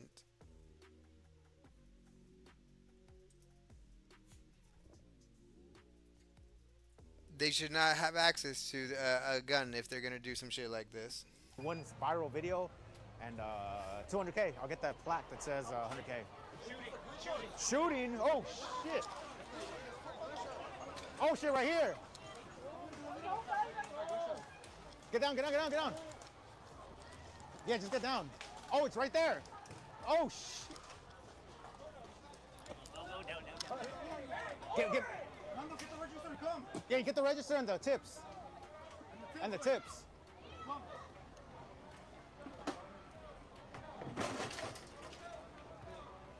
Call the other side. Call look the other at side. somebody's shot right there. Yeah, come from the other side. Oh wait, sure no, it's look at. That's beautiful. Look at these people helping this man in a wheelchair get away from the shooting. Fuck yeah, that's what I'm talking about. These are the good people, okay? Helping somebody. That's a what a man does. It's like when some shit like this happens, this is what a hero does. They help those who can't help themselves. This is fucking beautiful. I hate that they had to do this. Everyone, make sure you guys subscribe. Help me get to 100,000.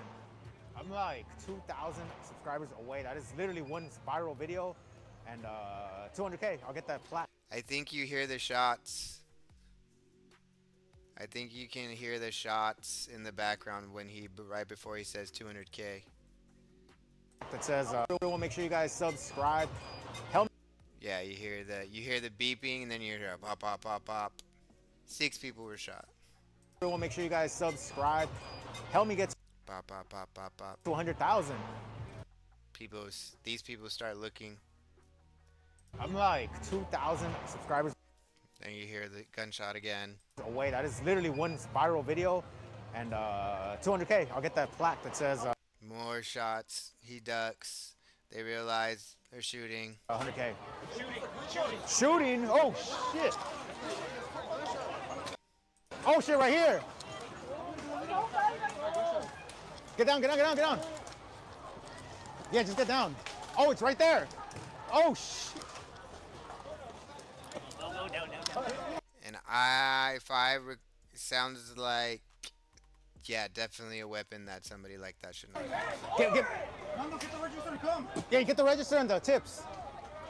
And the tips.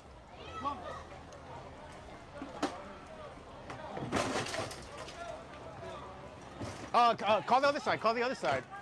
Hey, yeah, come from the other side. Make sure to not come here. Wheelchair. Get away. Everyone, make sure you guys subscribe.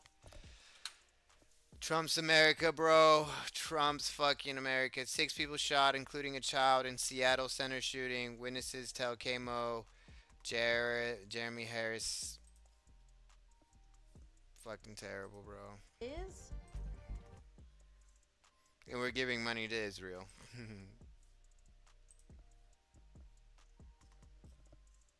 All hell is breaking loose for Mike Johnson, and boy does that put a smile on my face. It is always so wonderful when terrible things happen to terrible people, and those terrible things continue to compound. It is why Republicans ran home early and shut down the Congress for the summer. It is why Republicans are revolting against Donald Trump's war on Iran, which continues to fall apart, and it is why Mike Johnson himself is revolting, screaming and melting down. Doing it in front of children might be the worst part, and picking fights on the House floor because he has zero control. As we always say on this show, Mike Johnson is the Speaker of the House in name only. He is Donald Trump's puppet. Donald Trump's got his hand up his butt, which, as we'll get into with Hunter Biden later in this video, Mike probably likes that. But the fact that everything is falling apart, sure, is a reflection on Mike Johnson, but also Donald Trump.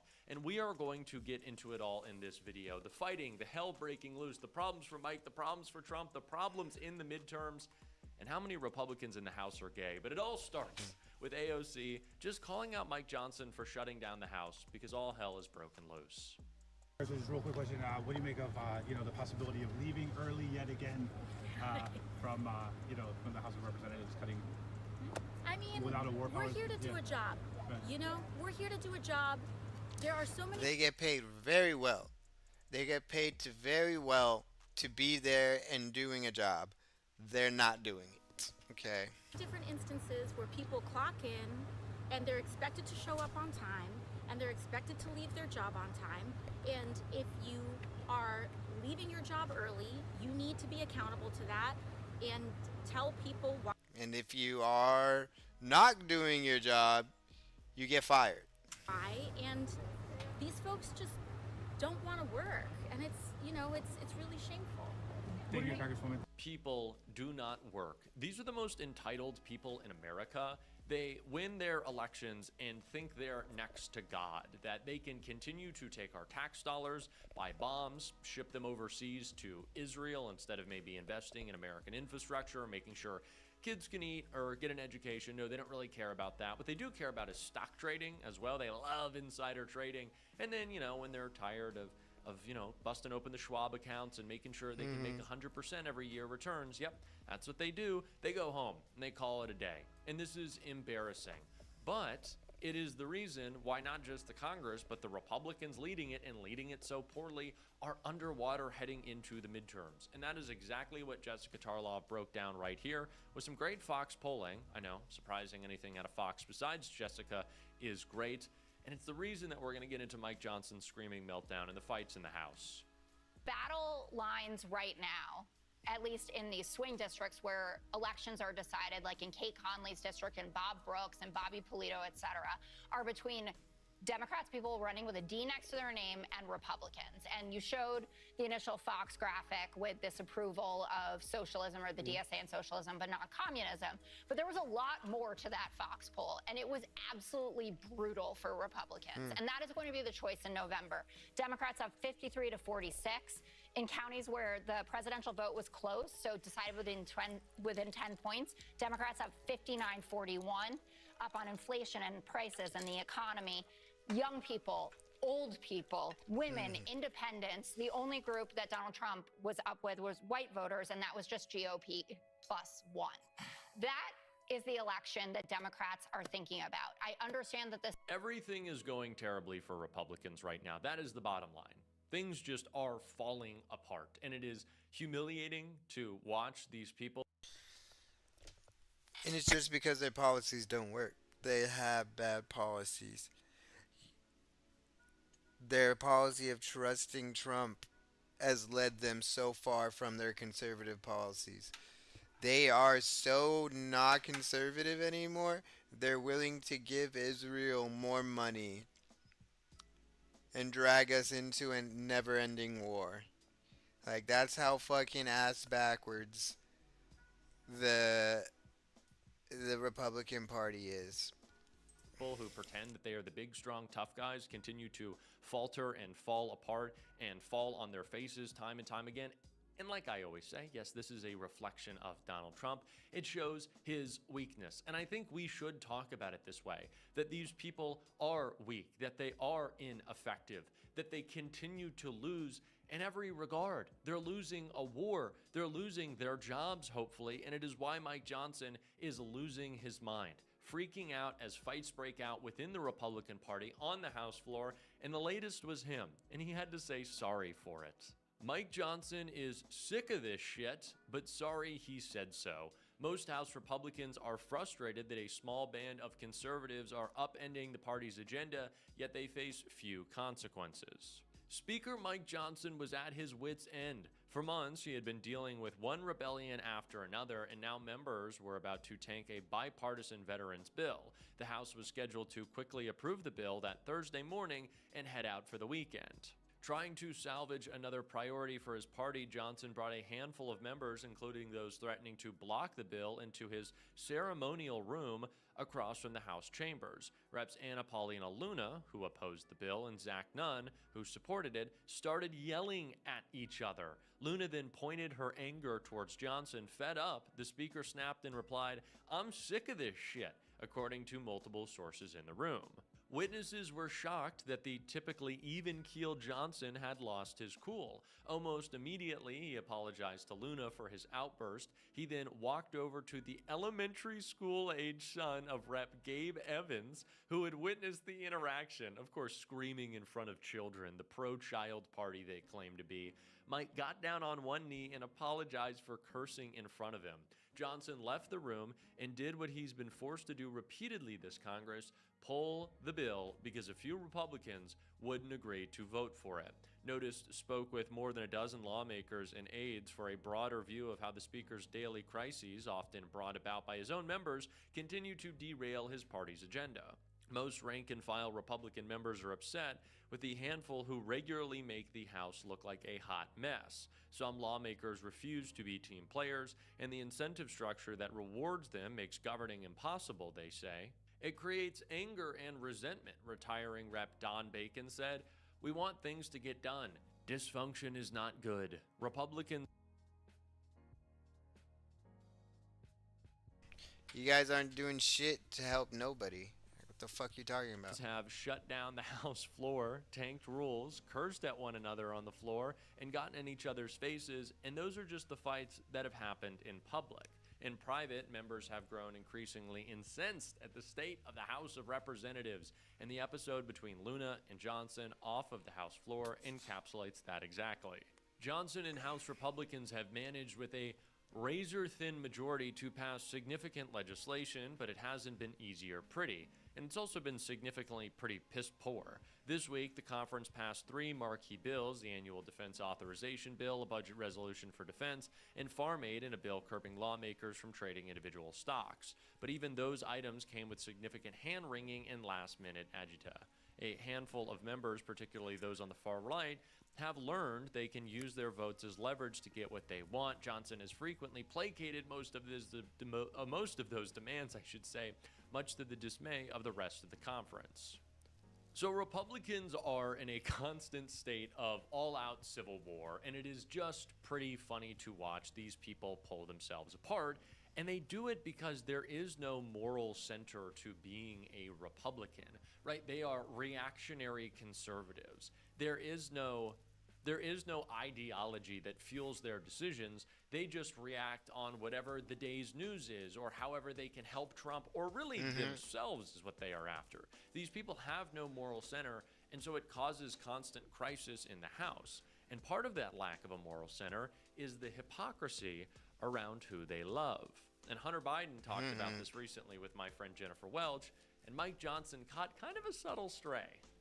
Everybody knows there is like this closeted gay mafia, largely Republican, that exists in Washington, D.C., and everybody knows every single one of them who's gay.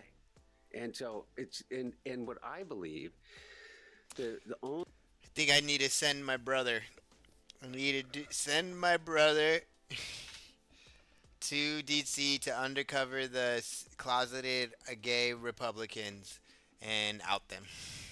The only reason that is relevant is because I believe that internal conflict creates so much vitriol inside a person that they take it out on the rest of the world. And they do. And so what they do is their whole lives they've been closeted. And so you have this like black ball inside yourself. This like blackened heart by the fact that you can't be who you want to be. And so you take it out on everybody else. And these men, largely men, have done exactly that. And everybody knows who they are. Everybody. Yeah. Yeah. Lindsey Graham. Yeah, of course. Yeah. Yeah. So have you seen, speaking of that, I say that Trump is now in his deathbed confession. But by the way, like for Lindsey Graham, like everybody knows that Lindsey Graham was gay. Right. And I don't like, I don't have I really had, and I liked Lindsey Graham when I was a kid, but everybody knew that he was gay. Right. And that's wild. You know, but we still kind of like talk about it on like CNN, like, you know, like, well, then and again, the only reason it's and like, who cares? It's 2026. Who fucking cares? How's everybody doing? It is Sunday morning. It's probably about 10 a.m. or so. I'm going to show I like you this a video mullet guy. clip here in a moment of an interview between a reporter What's and your a name, man mullet who guy? was very dedicated MAGA. And then he left MAGA. And then he started an organization to help others leave MAGA. It's a fascinating clip. This guy's name is Rich Logis, Logis. Maybe I need to post And on. he left MAGA and he started an organization called Leaving MAGA to help other people leave Oh, MAGA. yay.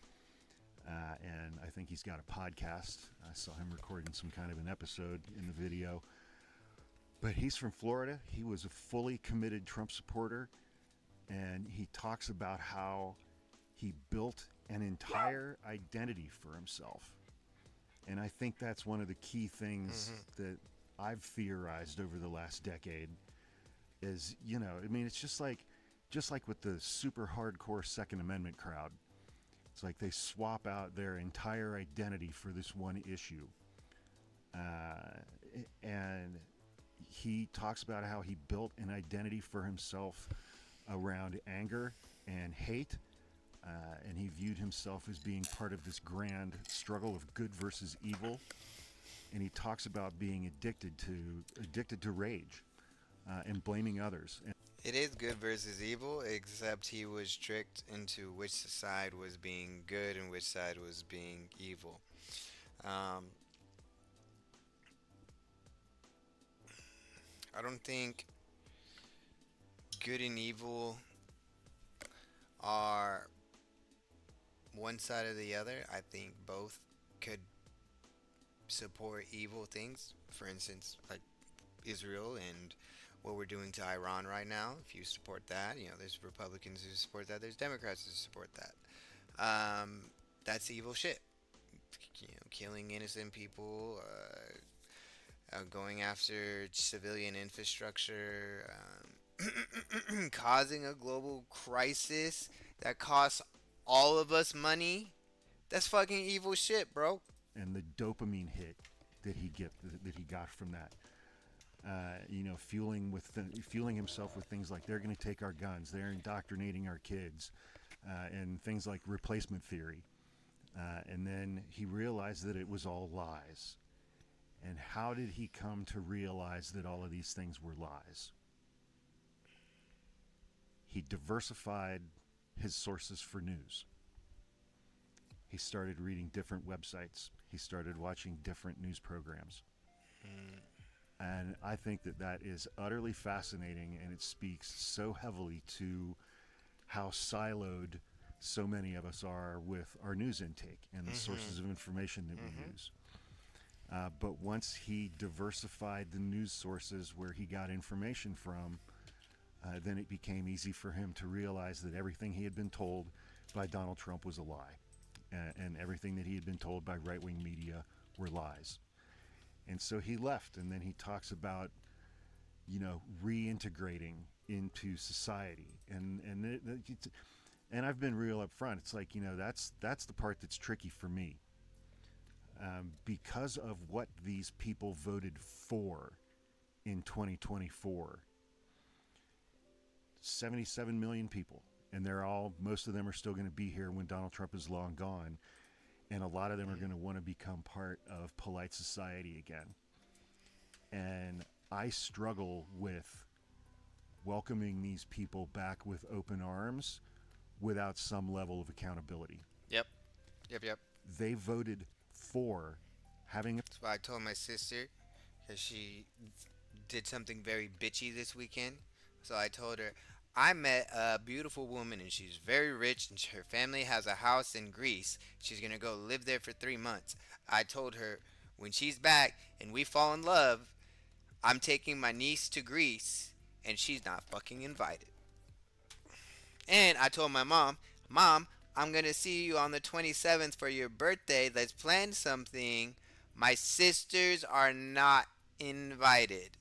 Because why? Because they were Trump supporting assholes. a president who will use the full power of the executive branch in the office of the President of the United States to cause active harm. If they apologize and vote how I tell them to vote, no, I'm just kidding. If they apologize and make better decisions when they go to vote, then they can come to dinner and come to greets with my future girlfriend. To people who they don't like and marginalized in minority communities. And over the last year and a half, how many people has ICE killed, shot and killed in the streets? How many people have died in ICE custody? How many people have been beaten and starved and tortured in ICE facilities? How many immigrants have been sexually assaulted in detention facilities? A lot. How much harm has this president caused to the LGBT community and trans kids and trans people in general? Mm-hmm. It sucks. To me, there's got to be accountability for that shit because they voted. Yeah, it sucks. It sucks. Like everybody's feeling it. Everybody's fucking tired of this war. Like, look at him, man. He's just where he was at. He's where I was at earlier today. I was, emotionally and physically tired because this is work. This is work. We are working on a more perfect union. Shout out More Perfect Union. More Perfect Union never comes up on my fucking feed. That's weird.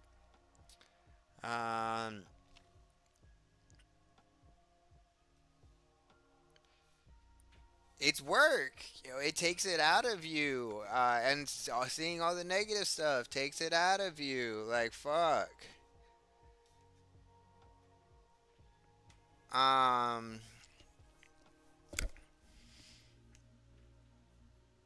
So when we've been doing all this work and people, one, are still like not, my sisters have not apologized,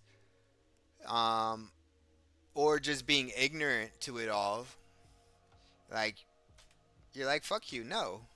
Like, you have to acknowledge, like, shit is bad. You have to acknowledge you were part of the reason why shit is bad. And you have to acknowledge that you have to be better, vote better, for shit to be better.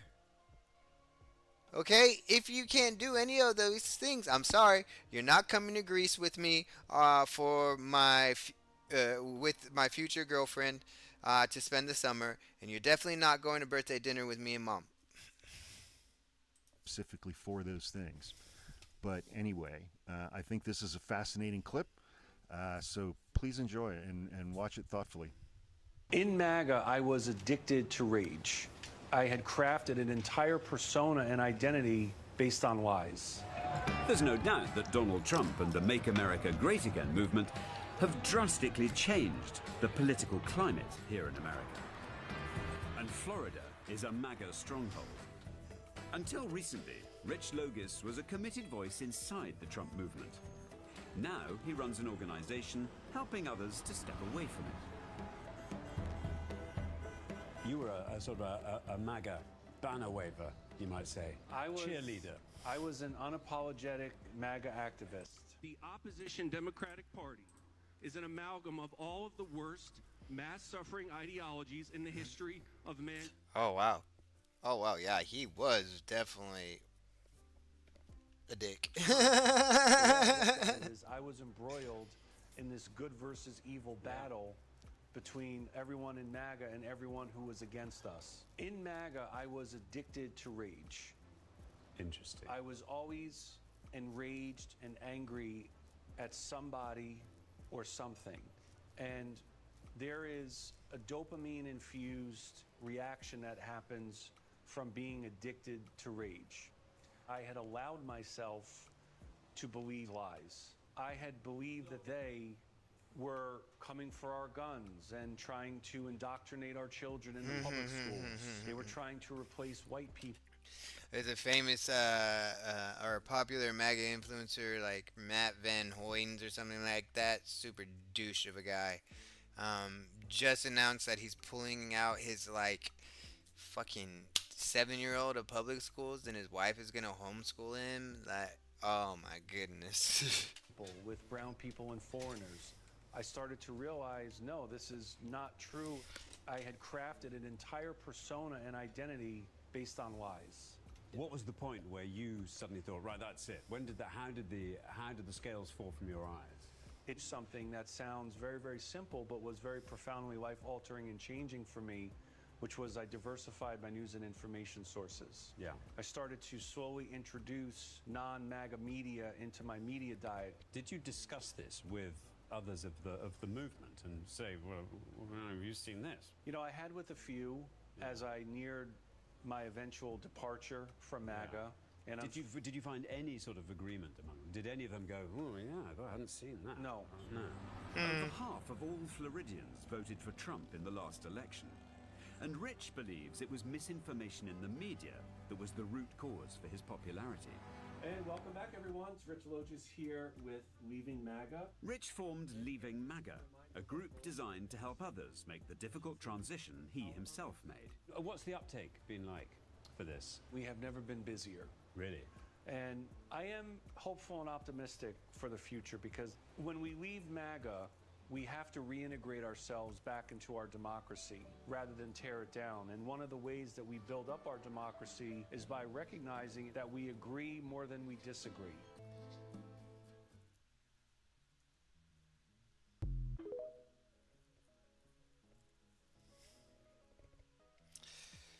All right, let's see what else is on the block. A Republican state lawmaker by the name of David Elliott Pritt in West Virginia has been arrested for I think I read about this allegedly story. seducing a minor, an 8th grade girl. And get this, not only was he a state delegate, he was also her teacher. For those of you who may not be aware of this, I don't know if you are or if you're not, but anyway, in most state legislatures, pretty much all of them, it's not a full-time gig. And they don't pay all that well either. So your state delegates typically do have regular day jobs, except for the times Is Derek when the guy legislature is in fucking session, and then had they me go to blocked? the state No. capitol to deal with business. But this individual, David Pritt, was still a teacher, and he apparently fell in love with his 8th grade student. That's Let me crazy. read this. Investigators have accused David Pritt of using Snapchat and Roblox to start talking to the girl outside of school during the 2024-2025 school year, when she was in 8th grade. At the end of that year, he allegedly told the child that he loved her and sent her a picture of himself in pajama pants and asked her to send pictures in return. When the girl replied with normal pictures, Pritt requested more explicit ones, and she obliged. Oh, Pritt wow. eventually enticed the girl to repeatedly have sex with him in the classroom, and they continued to exchange explicit photographs up until just this. That's crazy. When the girl's family found out, they called the cops. They did the quick investigation, found everything. That's insane, bro. There's nothing that I need to say here that I'm sure you guys are not already all thinking. Mm-hmm. And there's some things I There's a sickness of the highest order, and it is coming from within the Republican Party. And the Republican Party has an infection of pedophiles, misogynists, bigots, racists. Okay, and all stems from hateful people. They have an infection of hate, and it leads to this kind of shit. And we have to do something about it. What do we do with this 30%? This is the 30%. He is one of the 30% who still support Trump. Okay? I want to say that would probably not be very good for me to say. Legally speaking. So, Chemical castration. Chemical castration for 10 years. I'll move on here because I want to read this. Pritt has earned political capital from his supposed opposition to the sexual abuse of minors. He offered perhaps the most spirited, emotional defense of Rayleigh's Law, a bill that would force the state to stop removing students who are the subjects of child abuse investigations from school, stating that we have an opportunity here tonight to do something to protect children. He said that? Wow. It's always the one. It's always the ones who speak out the loudest. And two, it's always Republicans. It's always Republicans. Every time. I have been sitting here in this chair for years now. It's a very old chair, unfortunately. I've been doing videos on Ring of Fire. I've been doing videos here for Fair and Balanced. But always in this chair, even in different studios. And I can't even begin to tell you. Bro, I thought you gave a Ring of Fire. What? Ever since the whole, we need parents to be in charge, we got to protect the kids, Republicans started this, a few years ago. But ever since then, every story that I have talked about where a lawmaker, politician of some sort, political operative, every single time I have done a story, it's been a Republican. Every time. And it's not because I'm ignoring the ones where the Democrats do it. It's because those aren't happening. We have had Republican state lawmakers, multiple. We have had Republican teachers. We have had Republican media figures. We have had Republican organization leaders. Time after time after time after time, but every time, it's a Republican. I want to say I don't ever want to hear another Republican talk about protecting kids. I don't, but they're gonna. And they're still gonna say the Democrats are the ones sexualizing children. We're the ones grooming children, right? Marjorie Taylor Greene used to say that all Democrats are pedophiles. Go look in the goddamn news. Yep. Okay? Yep. Just pay Facts attention. Don't care about your talking points. Just pay attention, bro. It's always Republicans. Hey, thanks for watching, everybody. And don't forget, tune in every weekday at 9 a.m. Central, 10 a.m. Eastern for our daily live stream. Subscribe to the channel. Hit that little... Like and subscribe. A Thank you. trillionaire announced this week that he is personally going to fix a movie by making it, This is quoting disgusting. him, This is disgusting. historically accurate. The more advanced AI gets, the less helpful I think it is. Now, historical accuracy, that is something I value greatly. I love it in a documentary. And I know that I am a man of a certain age because, well, I've watched every single World War I and World War II documentary out there. I think it's essentially required for aging white guys of my age. But when we talk about something being historically accurate, the story that I'm talking about here features a one-eyed giant, a witch turning men into pigs, a six-headed sea monster, and for good measure, a few cameos from actual Greek gods. And the trillionaire in this story, Elon Musk. And he is talking about Christopher Nolan's Odyssey. And this week, the Space Karen said that his AI tool Grok will make a full-length, historically accurate Odyssey by year's end. Grok Imagine will make a full-length movie of the Odyssey that is historically accurate and true to the art of Homer. And he attached an AI-generated short. And still I dream of home. Gods, let me go. Send him home! Be free. Christopher Nolan already made the Odyssey, right? Shot it on real IMAX film, barely any CGI, the whole handmade epic thing that Nolan does. And full disclosure, you know that I am a big Nolan guy. I've seen Oppenheimer more times than I'm willing to say on camera. I watch Interstellar literally every Sunday. And I'm about to go see The Odyssey again this weekend because it is absolutely destroying the box office. It's like something like $264 million in its opening. Yeah, it's close. It's almost $1 billion in the box office right now. Weekend worldwide. It is on track to be Nolan's biggest movie of his career.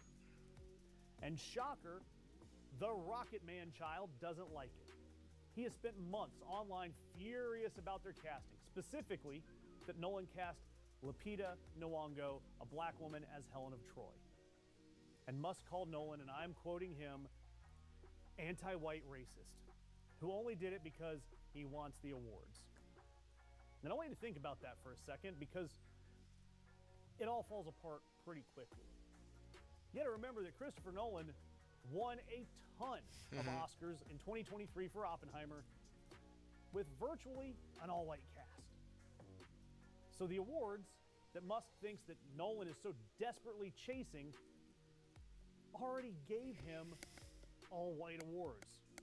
So the theory that Nolan is willing to bend history for a trophy, except for the one time that he's actually swept the trophies, it doesn't hold up.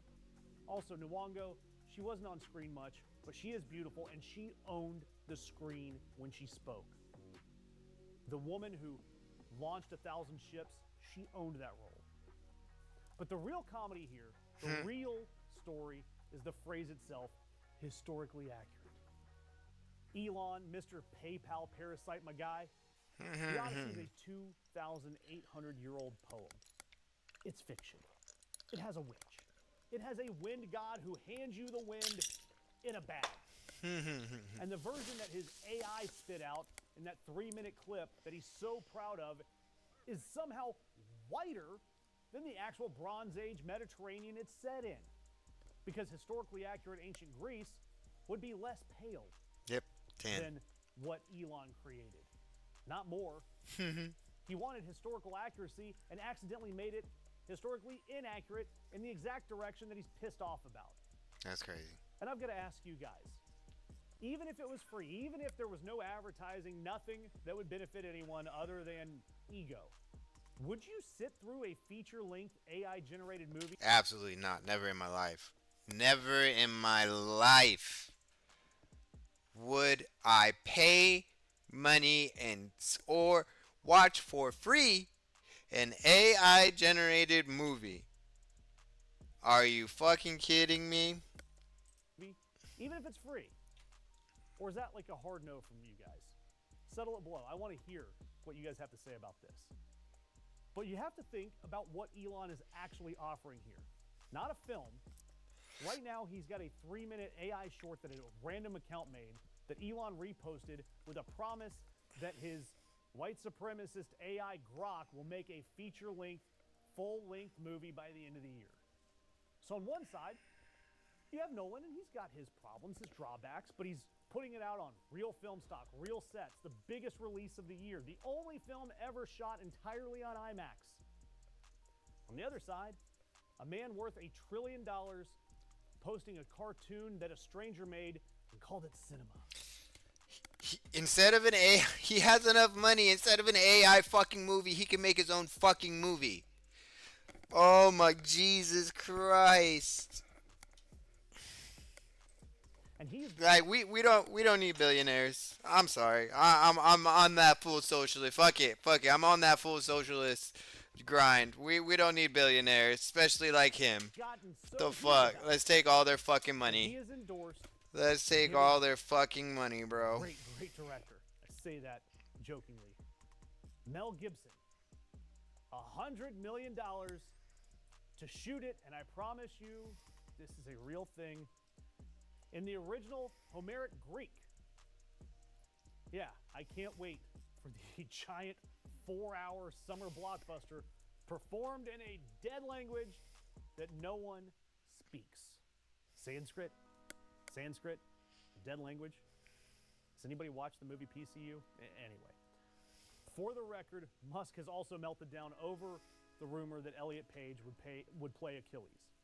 And by the way, Page, not even Achilles in the movie. He plays a minor character with about 5 minutes of screen time. Did very well. But Elon Musk's rage didn't just miss the target. It basically missed the whole cast list. What actually happened here is simple. Nolan made a masterpiece about a man trying to get home with his hands and real film. And the whole world is showing their approval. They are showing up to theaters in droves. And the richest man alive watched that, and it made him feel even smaller. So his response was to promise a cartoon and defend a dead language and insist that a poem about a pig witch needs to be more historically accurate. Now, Nolan, for his part, did call that whole pre-release meltdown irrelevant because, in his words, no one having these conversations knows what the film actually is yet. So then the film came out, made $250 million in a weekend, and proved Christopher Nolan exactly right. And hit that notification bell so that you can catch the next story the minute we drop it. And hey, if Grok's Odyssey really does come out by New Year's, you already know that we're going to watch all 3 minutes of it together.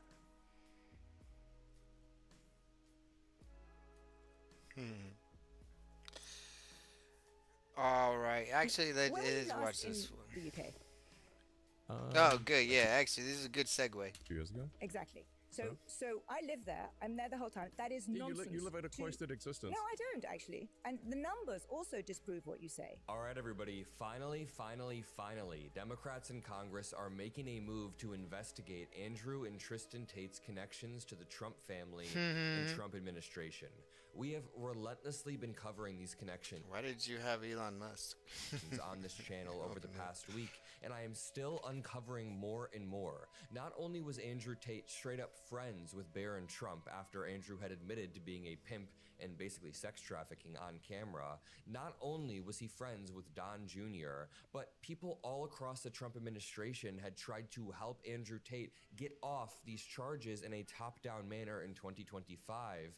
It worked, but only temporarily, because last week Andrew and Tristan Tate were arrested in Miami and are now sitting in shackles in solitary confinement and set to be extradited to the United Kingdom very, very soon. Democratic Representative Yasemin Ansari is doing a great job of leading the way. She wrote a letter to the Oversight Committee on Accountability, and she said this: "Dear Chairman Comer, I write to respectfully request that the Committee on Oversight and Accountability..." I wouldn't say respectfully. I said, I write to request the Committee on Oversight and Accountability immediately open an investigation into potential political interference and improper conduct by the federal government regarding the criminal prosecution of U.S. British citizens Emery. His name is fucking Emery. That's why he's been so mad all his life. His mom named him Emery, and she never forgot. He never forgave her. That's fucked up, open bro. Investigation into potential political interference and improper conduct by the federal government regarding the criminal prosecution of U.S. British citizens Andrew Tate and Tristan Tate. The two individuals have been handed down 38 sex-related criminal charges in the United Kingdom, in addition to charges in Romania.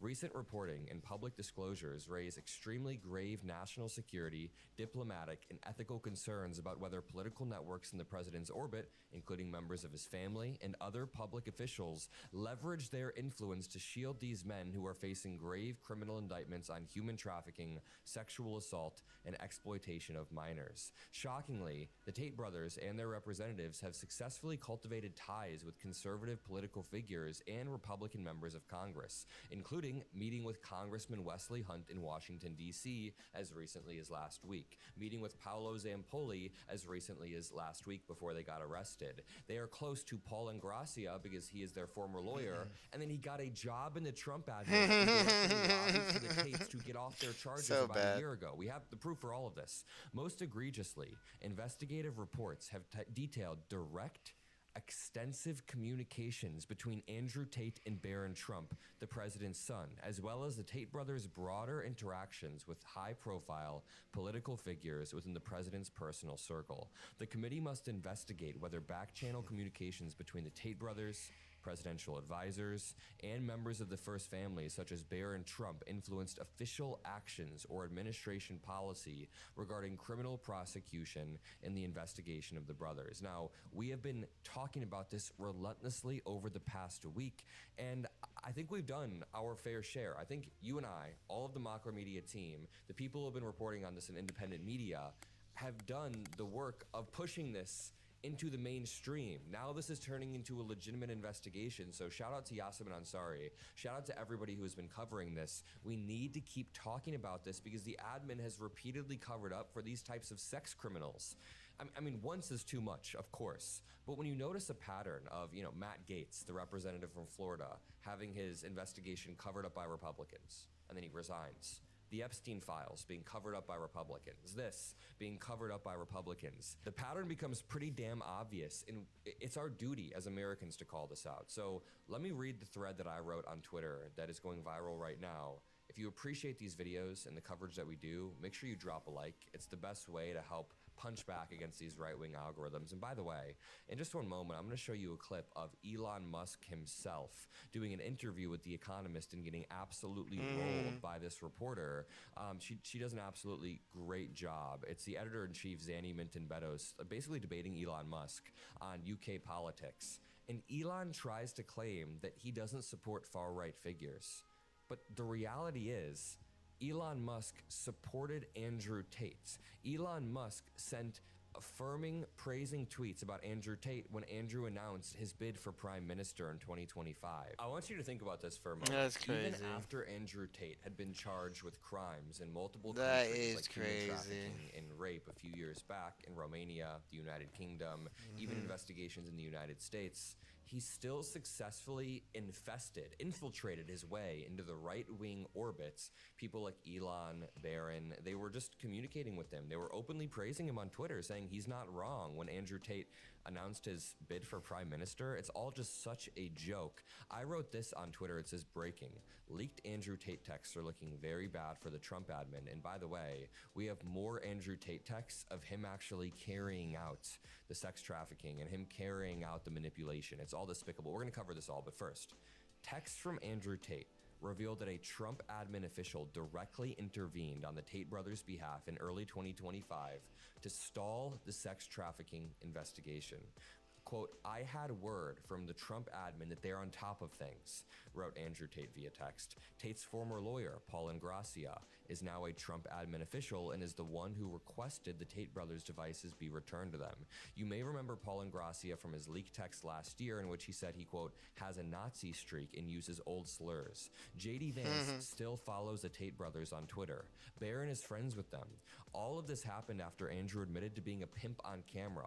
This is the Republican Party now. I'm a young dude who loves America, and I hate seeing it hijacked by these hateful, abusive degenerates. Here's Andrew Tate in 2025 saying, the Tates will be free, Trump is the president. Well, guess what? It's a year and a half later, Trump is the president, and the Tates are not free, and now the Trump admin is struggling to explain this. Donald Trump Jr. and I speak to each other. When I met Donald Trump Jr., he said, if you're around on these dates, I might be free for half an hour. And I was in Romania, and I flew there, and I spent X amount of thousands of dollars, and it paid off. And I'm very close to the Trump family. I know them well, and I spoke to Barron after the incident, and I look forward to... That's crazy. I spoke to one of the Trump kids, a fucking known rapist and a sex slave trafficker. Like, what the fuck? He literally... It's not even that, like, oh, he lived this secret life. He was very open about him finding women on the internet, finding girls and women on the internet, and then taking them to Romania and forcing them to become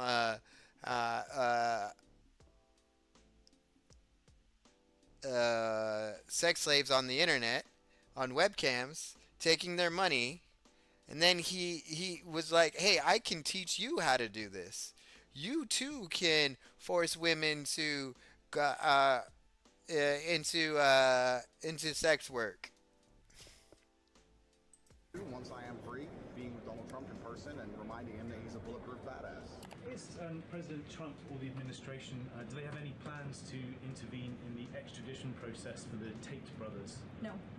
I mean, they already intervened. The reality is, they already the first time they intervened did in the process a year ago, and it got so bad that the United Kingdom still went forward with the charges because they should have.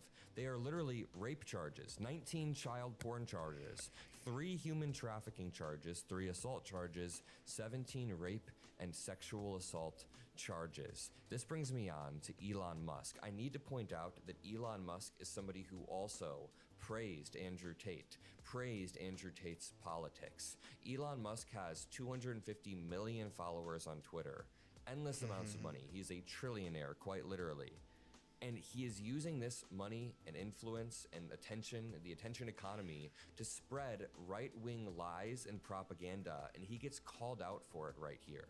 He tries to claim that he's not endorsing far-right figures, he's not pushing far-right ideology, but Andrew Tate is somebody who quite literally began to run on a far-right platform, and Elon Musk all but gave his endorsement to Andrew Tate's bid for Prime Minister. Elon Musk also has the goal to try to fearmonger on his platform on Twitter even more by saying, it could have been your daughter. This was a few days back in response to a United Kingdom story that a politician was pushing there. Elon, you are quite literally endorsing people like Donald Trump, almost endorsing people like... A man worried about other people's daughters but doesn't talk to his daughter? Yeah, he can get fucked. I fucking hate Elon Musk. I'm gonna go back to peeing on Teslas.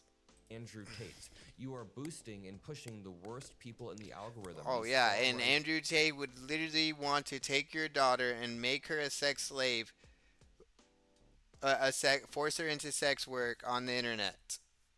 That's what Andrew Tate would want to do to your daughter. Are you fucking stupid? Are you a fucking idiot? He is. He is. Like, 100%. White nationalist figures in the UK as well.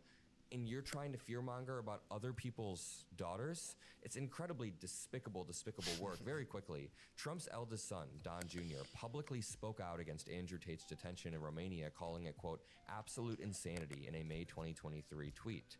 And he appeared on a live stream with him in 2024, while Trump ally and billionaire Elon Musk also backed Andrew Tate's political takes on the UK in a tweet. Trump's youngest son, Barron, also cultivated a relationship with Andrew Tate. I mean, these circles are inseparable. I want you to watch this clip right here. Elon gets absolutely rolled by Zanny Minton Bedos. He has nothing to say in response. Nonsense. Yeah, Elon, you have, what is it, close to 250 million followers on X. Yeah, because you say things like, popular guy. Quote, civil war in Britain is inevitable. Just a question on the current of when. trends, yes. I mean, when were you last in the UK? A few years ago. Exactly. So I live there. I'm there the whole time. That is nonsense. You live a cloistered existence. No, I don't actually. And the Just go to any city. Any city they say is destroyed. Any city that they say the liberals or the immigration has corrupted it. Any of those cities. They're fucking great cities. They're fucking... You can walk out there without being afraid. Like, there is not a threat to your well-being, especially for you, Elon Musk. Maybe yours, just because you're a fucking asshole, and you know what? Assholes get dealt with. numbers also disprove what you say. What numbers? All the numbers about crime. London is a much safer city than any city in the United States. Violent crime in the UK is not where you think it is. In fact, it's coming down. You have painted, and because you have so many followers, so many Americans believe it, a kind of view that Europe and the UK are kind of, overrun with terrifying Muslim immigrants. There's rape on every corner. There's a sort of civilizational destruction. I haven't said any of those things. If you have... Yeah, you did. Yeah, he 100% did. It's on Twitter. I just showed you a tweet where Elon Musk was like, it could have been your daughter. Literally every day he sends not one, not five, but multiple dozen tweets fear-mongering about immigrants or trans people or about poor people or about brown people. Over and over and over he sends these tweets out. I am not making this up. It is well documented that Elon Musk is always manically tweeting out disinformation about American elections, about Trump, about young Democrats, about everything. A large and growing, rapidly growing group of people whose beliefs are antithetical to Western beliefs, at some point there will be a reckoning. They will try to implement their views, and those who oppose it will oppose it, and that's what you call civil war. And obviously, this is the trend. And you absolutely do live in a cloistered existence. And if you'd like, we can go on a tour of Britain. Sure. I'd be very happy to come on a tour of Britain. And then I would say, she should have said, I would be very happy to take you on a tour of Britain and show you how full of shit you fucking are. Okay? Yes, terrible crimes do happen, like they happen everywhere. But like she said, the amount of crimes, especially committed by immigrants, is going down. It is nowhere near what you're insinuating. You come see my country that I live in all the time, and you haven't been to a few years ago. I've been there literally 100 times. But when was the last time? She lives there 365 days a year. She lives there 365 days a year. If statistically, if there is a lots of crime in Britain, if you live there 365 days a year and you've been there 100 times, the person who lives there 365 days a year is more likely to see the crime, be a victim of crime, than you. Literally a few years ago. You know what? Oh, she rolled in there. He hasn't been there in years, and he's saying that a civil war is about to break out. This exercises me because you have really shaped opinion about the UK, and so many Americans I come across and I have conversations with, and and I just had one the other day along the order of, oh, London's such a dangerous place. How can you know? There are sort of grooming gangs everywhere. There's violence everywhere. This is a picture that people get from things that you post or that are posted on X. And for example, you're posting for, what was it, 48 hours of Citizen Vigilante, that film which paints a dystopian. I've watched it. Yes. It was not fun. I watched it yesterday. It's not a very good movie, but it also paints a dystopian picture of Europe, and it glorifies vigilante violence. It glorifies the murdering of a Muslim immigrant family. I honestly think that it is irresponsible for you to put that up on X. I think that it's a movie, and it's worth watching. Okay, now pause. It is incredibly fair to call him perhaps the largest hypocrite in the world. He is sitting there and he is trying to morally posture about crime in London, even though he hasn't been there in years. He's trying to backtrack after tweeting out civil war is coming. There is a civil war imminent. He says that there are people with anti-Western values cropping up. You know what the anti-Western values cropping up are? The people who want to amass a lot of wealth and use it to dismantle our democracy. That's anti-Western. Elon Musk is quite literally doing that. But here's the hypocrisy of it all. Elon Musk is somebody who is then boosting far-right sex trafficking figures. What Andrew Tate, so this is an Andrew Tate fan, like a year ago. What Andrew Tate is doing will be studied for many years. Even if he doesn't win and become prime minister, his involvement will transform British politics, create an army of men. Bro. He's in jail now. He's about to be extradited back to a UK jail. He's not being the prime minister or a political leader. It is our intention to become political figures inside of the United Kingdom. Bro, oh my god, I just lost IQ points listening to that. And I will be aiming to be prime minister to fix the mess. And I want Bro, you're barely going to be able to fix yourself a good meal when you're in jail for years and years and years. Elon Musk responds and says he's not. Yeah. All right, y'all. I am done. I'm going to get ready for bed.